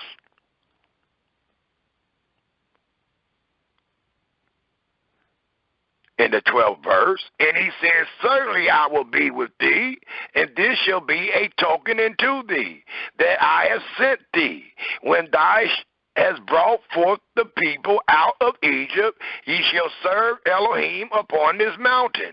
And Moses said unto Yahweh, or Elohim, behold, when I come into the children of Israel, and shall say unto them, the Elohim of your fathers has sent me into you, and they shall say unto me, what is his name? What shall I say to them? And Elohim said unto Moses, I am that I am. And he said, thus shall ye say unto the children of Israel, I am has sent me into you. And Elohim said moreover unto Moses, thus shalt thou say unto the children of Israel, Yahweh, Elohim of your fathers, the Elohim of Abraham, the Elohim of Ishak, the Elohim of Yaakov have sent me into you. This is my name forever. So what is the name? I am that I am, or is it Yahweh Elohim of your fathers? It tells us in the very next verse, or finishing up that verse, and this is my memorial. What? I am that I am, or Yahweh Elohim of thy fathers. And to all generations, go and gather the elders of Israel together, and say unto them, I am that I am. No, it don't read that. It says, Yahweh Elohim of thy fathers, the Elohim of Abraham, of Isaac, and of Jacob appeared unto me, saying, I have surely visited you, and seen that which is done to you in Egypt. And I have said, I had already said before it happened, I will bring you up out of the affliction of Egypt. I just didn't give the name of the place. I knew where you was going to before you did the sin.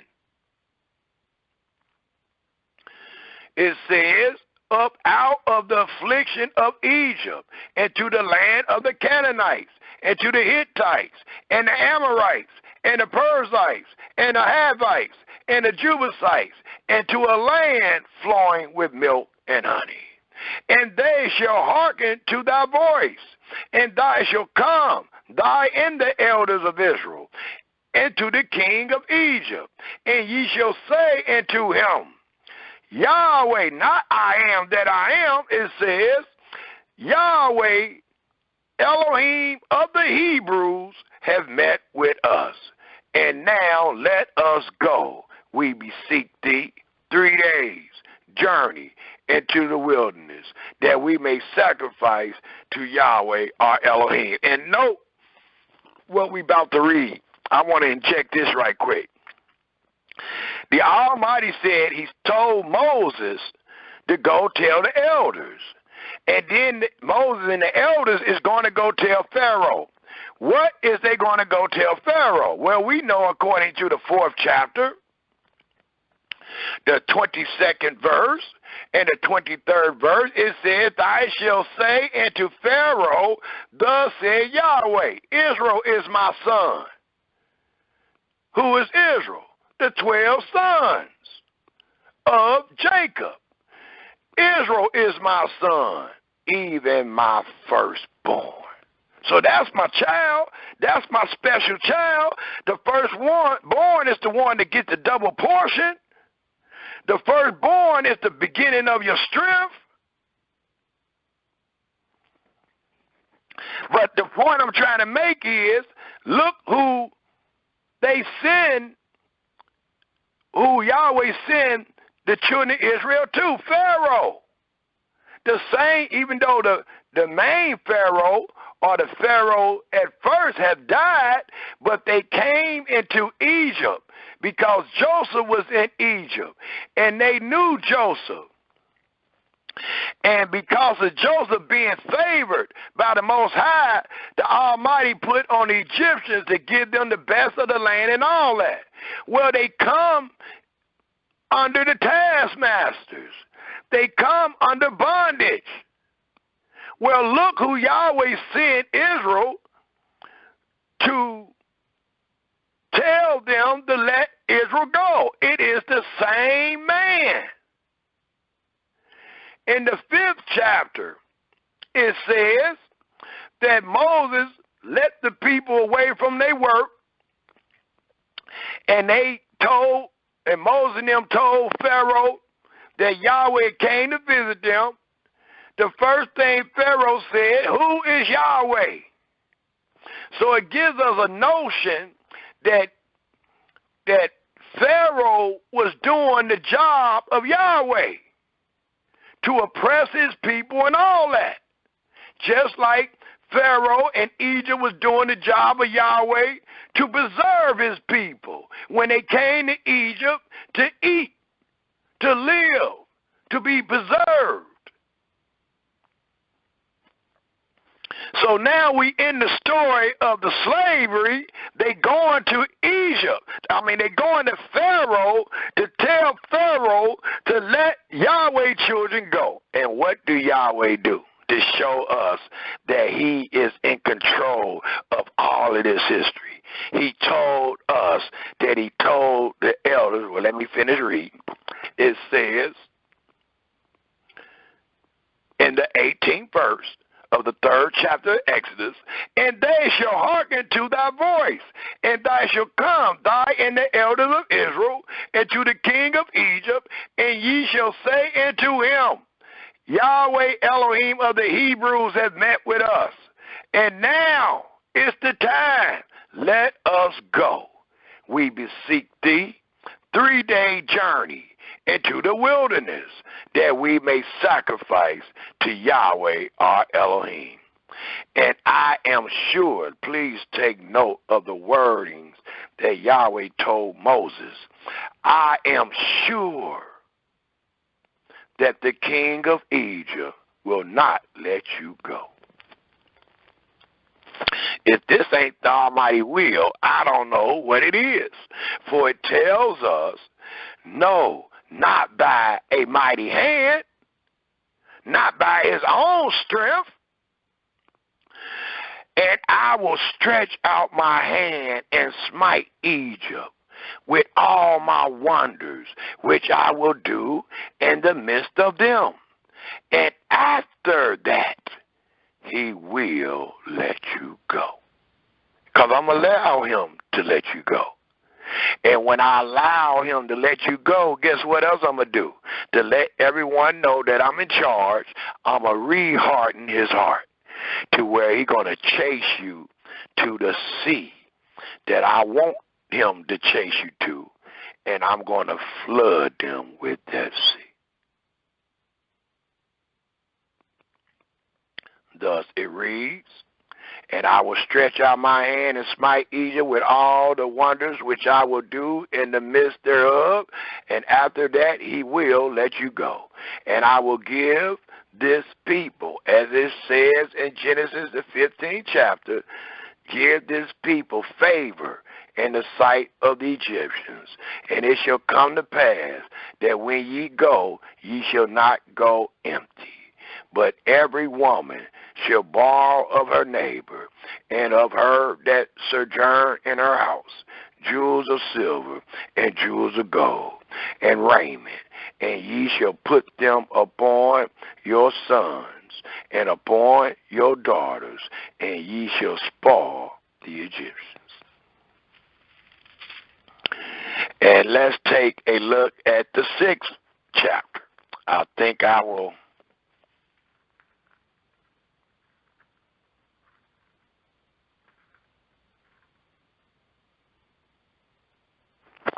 the 6th chapter. And it tells us in the 6th chapter from the 1st verse to the 9th verse.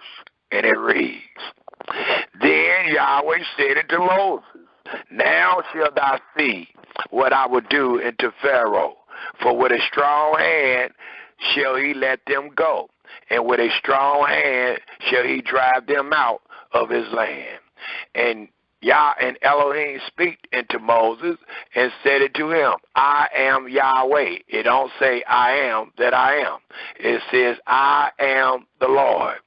And I appeared unto Abraham and to Isaac and to Jacob by the name of El Shaddai, Elohim Almighty. But by my name Yahweh was I not known unto them. And I have also established my covenant with them, to give them the land of Canaan, the land of their pilgrimage, wherein they were strangers. And I have also heard the groaning of the children of Israel, whom the Egyptians keep in bondage. And I have remembered my covenant. Wherefore say unto the children of Israel, I am Yahweh, and I will bring you out from under the burdens of the Egyptians, and I will rid you out of their bondage. Same speaking when we read about the Israelites coming out of Babylon. It says, and I will redeem you with a stretched out arm and with great judgment. And we know that Yahweh sent the Israelites into Babylon because of their trespass, because of their iniquity, because they did not well. Thus sin lied at the door, and Yahweh judged them for their sins. It says in the 7th verse, and I will take you to me for a people, and I will be to you a Elohim, and ye shall know that I am Yahweh your Elohim, which bring you out from under the burdens of the Egyptians. And I will bring you in into the land concerning the which I did swear to give it to Abraham the same day, to Isaac and to Jacob, and I will give it you for an heritage. I am Yahweh. And Moses speaks unto the children of Israel, but they believe not. It says, and Moses speaks unto the children of Israel, but they hearkened not unto Moses. Why not? It says, for anguish of spirit and for cruel bondage. It also tells us, if we take a look at the 12th chapter of Exodus, and it tells us in the 12th chapter of Exodus,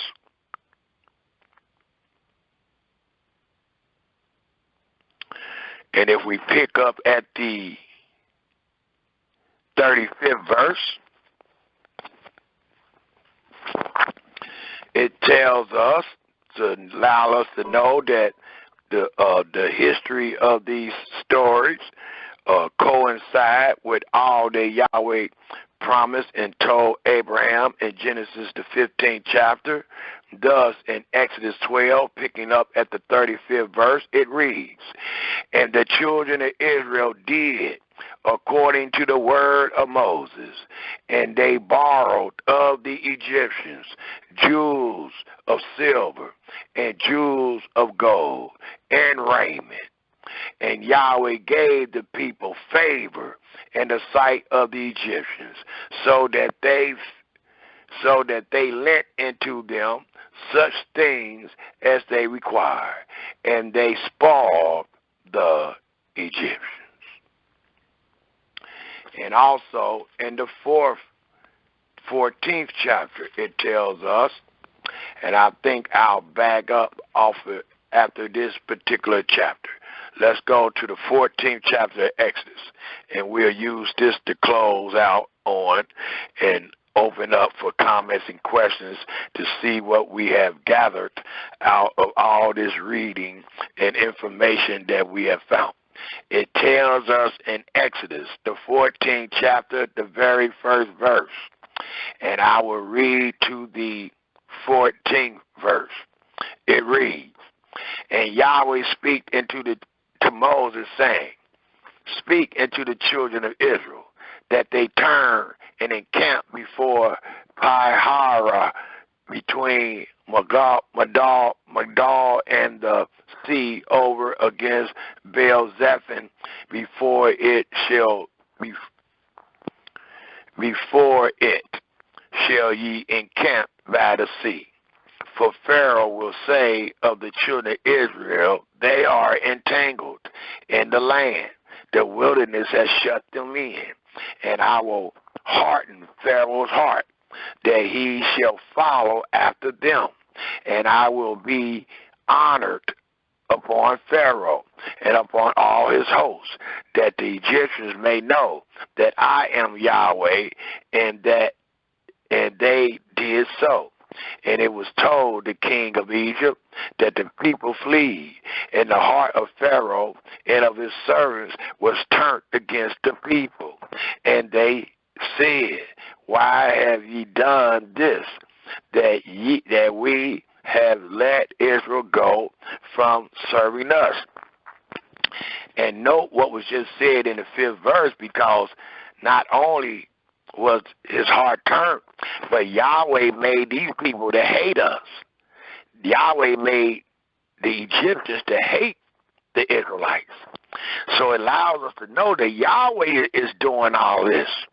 And the only reason we can think of, or at least that is revealed, why Yahweh will afflict unwillingly and not willingly, is because the people did not well. Thus sin lied at the door. The Almighty also is the one that made them pity us. So the Almighty is control of all of this history that we're reading about. It says, Why have ye done this, that we have let Israel go from serving us? The king already did it. He would have been did it if Yahweh wasn't executing his will by hardening his heart to make sure he can display the mighty acts and wonders and miracles that he wanted to display on the Egyptians, that Israel may believe and know all that Yahweh promised your fathers is being fulfilled this day. And he made ready his chariots and took his people with him. And he took 600 chosen chariots and all the chariots of Egypt and captains over every one of them. And Yahweh hardened the heart of Pharaoh, king of Egypt, and he pursued after the children of Israel. And the children of Israel went out with in high hand. But the Egyptians pursued after them, all the horses and chariots of Pharaoh and his horsemen and his army, and overtook them encamping by the sea beside Pi-hahiroth before Baal-zephon. And when Pharaoh drew nigh, the children of Israel lifted up their eyes, and behold, the Egyptians marched after them, and they were so afraid. And the children of Israel cried out unto Yahweh, and they said unto Moses, Because there was no grave in Egypt, hast thou taken us away to die in the wilderness? Wherefore hast thou dealt thus with us to carry us forth out of Egypt? Is not this the word that we did tell thee in Egypt, saying, let us alone? They was content, like many of you are today. They was content being in Egypt. Let us alone, that we may serve the Egyptians. For it had been better for us to serve the Egyptians than that we should die in the wilderness. And that was said several times, even after they found themselves in the wilderness. And Moses said unto the people, fear ye not, stand still, and see the salvation of Yahweh, which he will show thee, he will show to you today. For the Egyptians whom ye have seen today, ye shall see them again no more forever. And Yahweh shall fight for you, and ye shall hold your peace. I'm going to end on that note. We're going to open up for comments and questions. That way we can see what we have found out in these chapters of Genesis and see if did we see any thing that will denote why the children of Israel went into Egypt.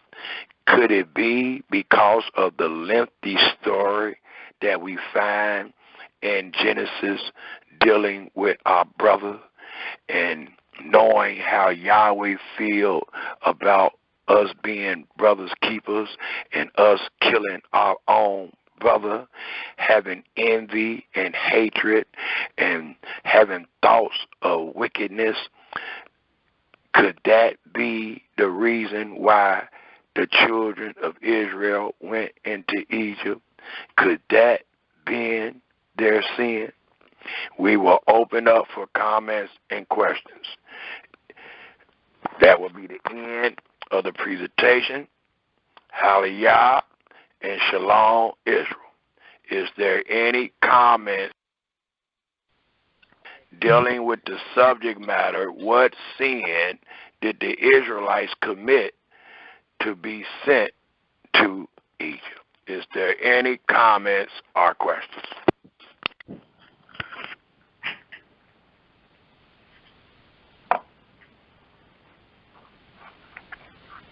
Is there any comments or questions? That was brilliant, Brother Yisrael. Total for that. Thank you. This is Moroccan, St. Louis.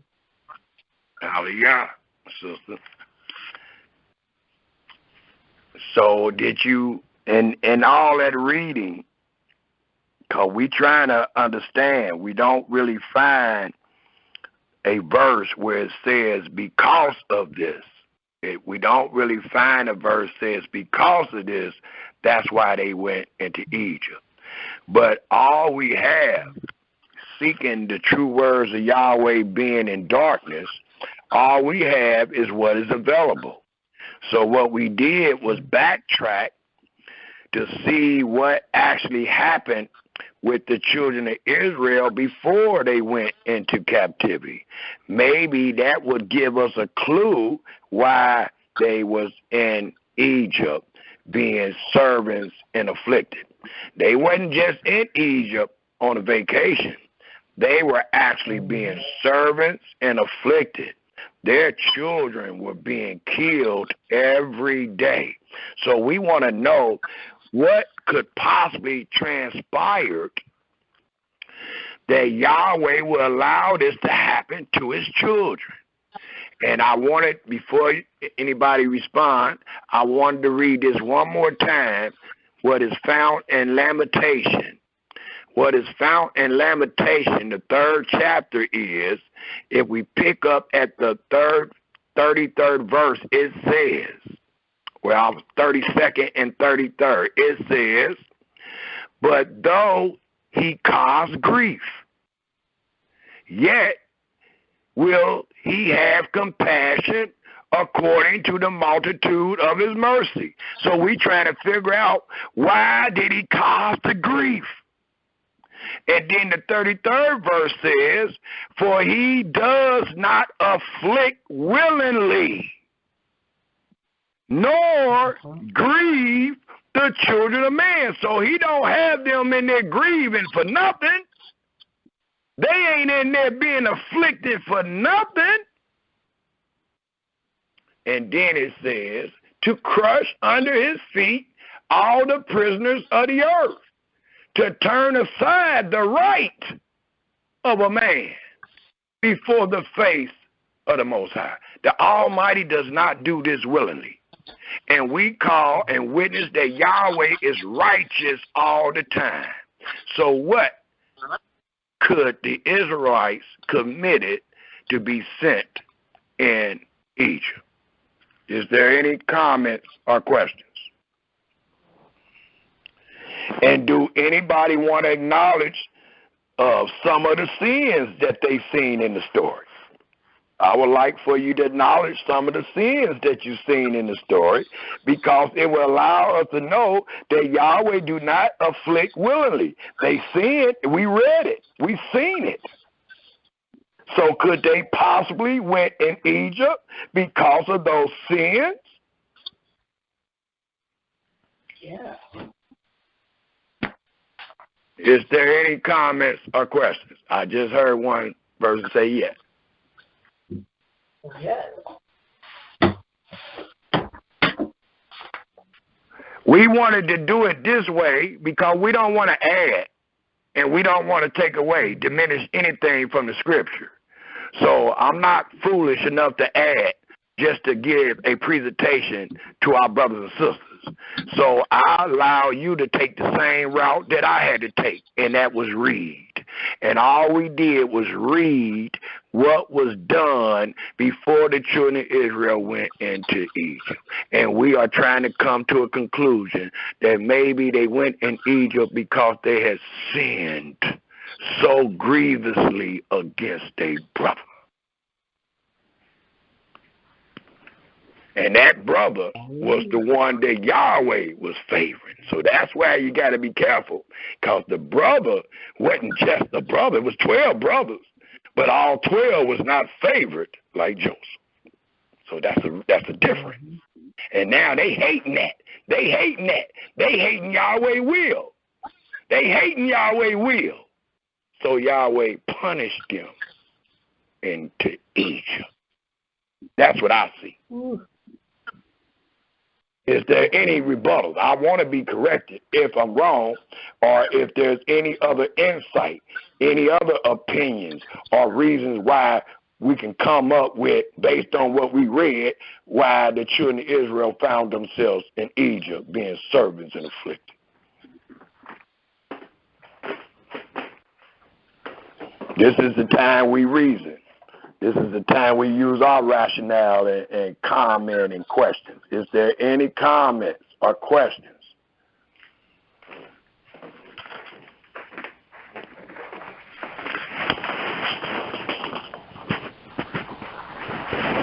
I put the same question on Facebook. I think the last time I looked, it was probably about a little bit over 20 responses. And there were many responses. And that's funny, because a lot of times people will respond typing, but they won't respond speaking. You know, this is us, this family. Ain't none of us wrong. We all seek it. Even if you don't agree with me, that don't truly make you wrong. It just allow you or allow me to know you ain't on the same level I'm on. It don't make you wrong. That's what you understand at this point. So there's no bad questions or none of that. We out of that. We ain't in no classes and congregations no more. We away from that. So we don't have to worry and fear that no more. So speak your peace. Speak your peace.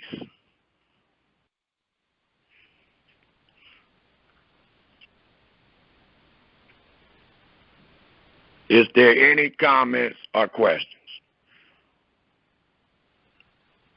This is Brother Jerson. Go ahead, brother. Go ahead. Hallelujah. Praise Yahweh. I just wanted to say that it was good, and it was a reassurance of Yahweh's promises, His decrees, His decisions, and the time and patience with which He executes these things, and the people that He's already picked out to execute His will, and we have the records to review, and the story that you chose this evening was an excellent demonstration of all of that. Excuse me. And I thought it was interesting the way you paralleled and the way you brought from the very cause of the situation with the brothers first becoming envious, and like you pointed out with Cain and Abel in the beginning, when Yahweh said, if you do well, it'll be well with you. And they didn't do well. So sin knocked at the door. Because they were angry, they listened to it. They fell in the trap and heeded their emotions, and didn't check themselves or question themselves or cry out to Yahweh for strength to deal with what they saw happening within their own beings. And the interesting thing is it was more than one person. The first time it was one person. The second time it was 11, and they turned against Joseph and agreed to get rid of him. And if it weren't for the compassion that the one brother, Reuben, I think you said there was another one too. I didn't catch that. But, Reuben and Yehuda. Reuben and Yehuda. Reuben and Yehuda. Reuben and Yehuda. Thank you. And it was the compassion in their heart, which to me meant they were closer to Yahweh than the other 9. So obviously Joseph was the chosen one, and they ganged up on him, and the compassion of Yehuda and Reuben kept them from doing worse. They would have had blood on their hands. Absolutely. But that compassion of in whatever small amount it was, Yahweh showed them favor in the sense that that was the one thing that continued. And we know Yahweh had something to do with that compassion because it all played out according to the way He said it was going to do, all the way up and through the famine, and the father thinking his son was gone. The brothers thought he was dead, and then they didn't even recognize him. You know what I mean? When they got there, and then the overwhelming compassion that the one that was done wrong had for the ones that were guilty. Hallelujah. That was amazing in itself, So, and that was just a reflection of, to me, what that told me is that's just anything we see that happens among ourselves. It's a demonstration of a smidget of an iota in the great big ocean of the waters above and below of and not even that compared to Yahweh's infinite compassion, love, mercy, grace, and all the goodness that he wants on us and or on His people. You know what I mean? Those who fear Him. And I want to correct myself there and say it that way. And just because you are ignorant and don't know that you might be that person, the story in Genesis demonstrates that even while you are way out there and don't even know Yahweh, He's still nearby. And He's always calling out to you through His mercy and His grace. And it's up to you, basically, to make that decision if you want to listen to that inner calling, what I've been calling lately, that spirit that He give us, that we definitely want to want to pay attention to when they call out to us. Sometimes I call it my guardian angel because I've been caught several times with that first voice speaking to me, and I'm so glad I listened. So I don't know, and I'm not arguing about that, but that's just how I, view after studying the scriptures. And I just wanted to say that's my comment. I don't want to take too much time, but leave some room for somebody else to say something. Hallelujah. Hallelujah. And that was very wisely spoken, my brother. It sounded like you was truly listening to the presentation. And you're absolutely correct. Dealing with Cain and Abel, which is the first true civil rivalry. We have it today. We have it right now. Many of us are known as the black sheep of the family. We got 4 and 5 brothers and sisters in our house, but there's only one of us that's fearing him. There's only one of us that's departing from evil. So it's happening now, but we just reviewed the first civil rivalry, and then we went into it, even as you stated, into an even greater civil rivalry where it wasn't just one brother against a brother, it was 11 brothers against a brother. So we the things that we brought forth today is still alive. It's alive today. We have civil rivalry in our house right now. There's nothing new under the sun. We just read 2 ancient cases of civil rivalry, and we have found in revealing those 2 cases that Yahweh played a part at all times, because he already spoke, and he spoke in Genesis 9 talking about the blood. If you take your brother's blood, his blood will be required at your hand. And the Almighty is not a man that he should lie, nor a son of man that he should repent. And what they did to their brother was almost exactly done to them. Maybe not the men that actually did it, but their seed. Yes. Hallelujah. Yes, indeed. And you absolutely right when you were saying about the almighty ways, because it tells us in Isaiah 55 at the 8th verse, my thoughts are not your thoughts, neither are your ways my ways, said Yahweh. For as the heaven are higher than the earth, so are my ways higher than your ways, and my thoughts than your thoughts. And that's exactly what I'm seeing. When I read the stories in Genesis, I see a higher thought than what I think. I see a thought higher than the words that is surfaced on this page. I can go deeper into what Yahweh desires, what he pleased with. What is sin? Sin is if you does not well. And that first story allowed us to know the sin was against your own brother. Now, and later on in retrospect, we're dealing with 12 brothers, but ain't no sin being committed. Ain't nobody going to be punished for that sin. That is not the ways of Yahweh.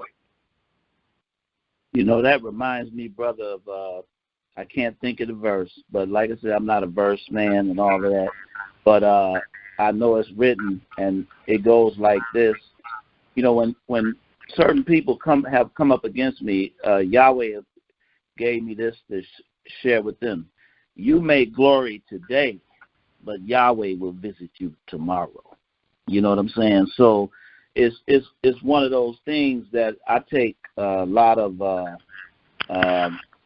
pride in using scriptural passages to rebuke, admonish, and reprove people who are clearly in the wrong. And what I like about it is the more I do it in the face of danger, the bolder and braver I get. And I know it's not me. I know that I'm speaking in favor of Yahweh's word, and I'm putting his word out there. That's not my word. You know what I'm saying? And it's the truth, because it could be applied to me as well. So in this whole this whole beautiful passage that you shared today. Reflection is one of the key things to becoming better as a people, and Yahweh has given us these wonderful stories, these wonderful records to review and examine ourselves in the study of them. So I'm truly grateful. Hallelujah to Yahweh. Hallelujah. And to his servants. Yes. Hallelujah. And of course, at the beginning, I said we're going to make a discernment.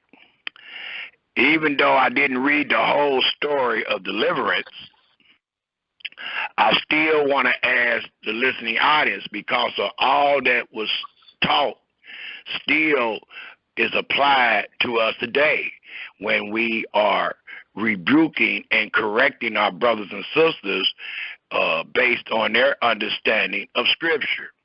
So the question I want to ask, based on what we read today, what did it take for the children of Israel to be saved out of Egypt? They repented. Please show me that verse. And I'm asking everybody, what did the Israelites, what did it take for them to be saved out of it?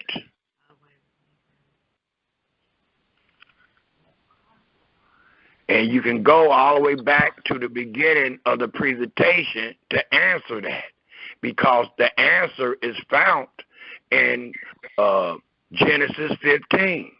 The answer is found in Exodus 2, verse 24 and 25. The answer is found in Exodus 3. The answer is found in Exodus 12. The answer is found in Exodus 14. And what did they do? Did they do a reenactment?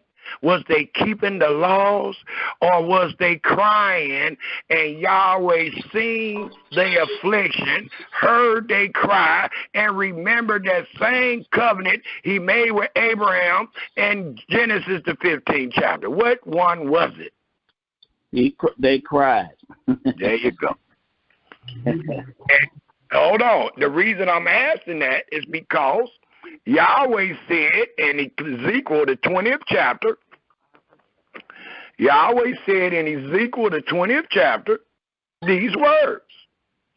And we preach based on the book of Malachi, the 3rd chapter, that Yahweh changes not. Well, Yahweh changes not. And then we hear in the book of Ezekiel, the 20th chapter, these words. And the words I would love to read is found in the 34th verse to the 38th verse. Well, I'll just go straight to the point. The 34th verse to the 36th verse. And it says, I will bring you out from the people, and will gather you out of the countries wherein you are scattered, with a mighty hand, and with a stretched out arm, and with fury pulled out, just like he did out of Egypt. And I will bring you into the wilderness of the people, just like he did them out of Egypt. And there will I plead with you face to face, just like he did when he brought them out of Egypt. Like, please take note that Yahweh changes not. Like as I pleaded with your fathers in the wilderness of the land of Egypt, so will I plead with you, said Yahweh. And how did Yahweh plead with the children of Israel in the land of Egypt? He gave them the law. So he's not going to give us the law until we find ourselves out of this land. That is one of the great points I wanted to bring out, dealing with this whole presentation. Even though we might not be for sure why they went in, we should be for sure why they came out. Yes. Hallelujah. Is there any other comments or questions? I got a question. This is Brother Gershon. Okay. What is how many gatherings have I missed? Because I've been kind of out of it for about 2 weekends. So. Well, you should only miss one. If it's only been 2 weekends, because we're doing it every other week. So you should only miss. Okay. And the latest presentation we got out is called Holiness to Yahweh. Okay. It's on YouTube, and I done shared it a couple of times on Facebook, but it's called Holiness to Yahweh. It's the last one we did. Before that one, the words of the covenant of the law. Okay, and that's under the house of Yisrael. Yisrael, yes. Okay. Yisrael, all right. Not Israel. Yisrael. Yeshrun. You know, that's why I haven't been able to find it. I keep saying Israel. Yes, Yeshrun. Yeshrun. Got it. Okay, I wrote it down. Thank you. More than welcome. Is there any other comments and questions? It is now 9:37. I truly appreciate the listening audience lending the ear that you may hear, fear Yahweh and depart from evil. Is there any other comments or questions before we end the great presentation today?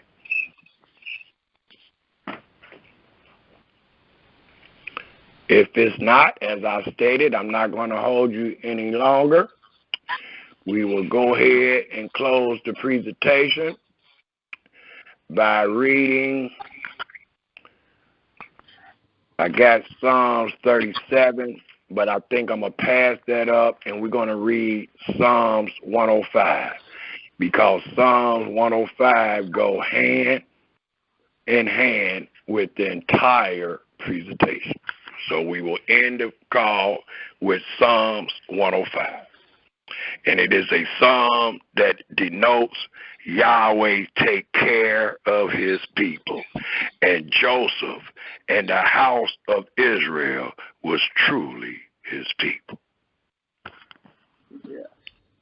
Thus it reads, "Oh, give thanks unto Yahweh, call upon his name. Make known his deeds as we did today among the people. Sing unto him. Sing psalms unto him. Talk ye of all his wondrous works. Glory ye in his holy name. Let the heart of them rejoice that seek Yahweh. Seek Yahweh in his strength. Seek his face forevermore. Remember his marvelous works that he have done, his wonders, and it's truly a wonder why Israel went into Egypt, his wonders and his judgment of his mouth, and the judgments of his mouth. O ye seed of Abraham, his servant, ye children of Jacob, his chosen. He is Yahweh our Elohim. His judgments are in all the earth. He have remembered. That's what delivered Israel. That's what allowed Israel to be recipients of salvation and redemption. It says in the 8th verse, he have remembered his covenant forever, the word which he commanded to 1,000 generations, which covenant he made with Abraham, and his oath into Isaac. And please take note of the 10th verse, and confirm the same into Jacob. Who is Jacob? Israel. It says, and confirm the same into Jacob for a law, and to Israel for an everlasting covenant. Saying, for we got people just the other day said, according to Leviticus, the 26th chapter, the 45th verse, where it says, remember the covenant of your ancestors, is talking about the Masonic covenant. They talking about that's the covenant that was made with Moses. Well, that is an error in understanding, because it tells us the covenant when you read the 11th verse.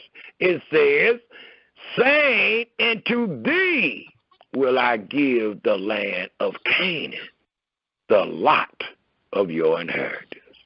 When they were but few men in number, 70, yea, very few, and strangers in it, when they went from one nation to another, from one kingdom to another people. He suffered no man to do them wrong. Yea, he reproved kings for their sakes, saying, touch not my anointed, and do my prophets no harm. Moreover, please take note, moreover, he called for a famine, the same famine that befell Canaan. It says, moreover, he called for a famine upon the land. He brake the whole staff of bread. He sent a man. What man? It says, before them, even Joseph, who was sold for a servant, whose feet they hurt with feathers of iron. He was laid in iron until, for there is a time for everything under the sun dealing with the will of Yahweh, until the time that his word came. The word of Yahweh tried him. The king sent and loosed him, even the ruler of the people, and let him go free. He made him lord of his house and ruler of his substance, to bind his princes at his pleasure, and teach his senators wisdom, for he was truly the ruler, and he did teach Pharaoh servants. Israel also came into Egypt, and Jacob sojourned in the land of Ham. And he increased his people greatly and made them stronger than their enemies. He turned their hearts to hate his people. So what the Egyptians did is based on your Creator. For it tells us in the 25th verse, he turned their hearts to hate his people, to deal subtly with his servant. So they are being under rigorous servitude and afflicted because this is Yahweh's will, it says. And he sent Moses, his servant, and Aaron, whom he had chosen. So you couldn't kill Moses in the manger, or you couldn't kill Moses in the ark, because it wasn't Yahweh's will. So somebody going to save him. Same with Joseph. It says, they showed his signs among them and wonders in the land of Ham, which is Egypt. And he sent darkness and made it dark, and they rebelled not against his word. He turned their waters into blood and slew their fish. Their land brought forth frogs in abundance in the chambers of their kings. He speaked in their caves devised sorts of flies and lice in all their coasts. He gave them hail for rain and flaming fire in their land. He smote their vines and also in their fig trees, and brake their trees of their coasts. He speaked, and locusts came, and caterpillars, and that without number, and did eat up all the herds in their land, and devoured the fruit of their ground. He smote also the firstborn in their land, the chief of all their strength. He brought them forth also with silver and gold, and there was not one feeble person among their tribes. Egypt was glad when they departed, for the fear of them fell upon them. He spreaded a cloud for a covering, and fire to give light in the night. The people asked, and he brought quail, and satisfied them with the bread of heaven. He opened the rocks, and the water gushed out. They ran in the dry places like a river. And note the 42nd verse. It says, for he remembered his holy promise, and Abraham his servant. And he brought forth his people with joy, and his chosen with gladness, and gave them the lands of the heathen, and they inherit the labor of the people. For what? It reads in closing that they, the Israelites, might observe his statutes and keep his laws. And they all agreed by saying, Hallelujah. Hallelujah, Hallelujah, and Shalom, Israel. Shalom, family. Hallelujah. Hallelujah. Hallelujah. Hallelujah. Hallelujah, and Shalom, Israel. Oh, yeah. Brother Shemuel, Oh, yeah. Brother Shemuel, you still there?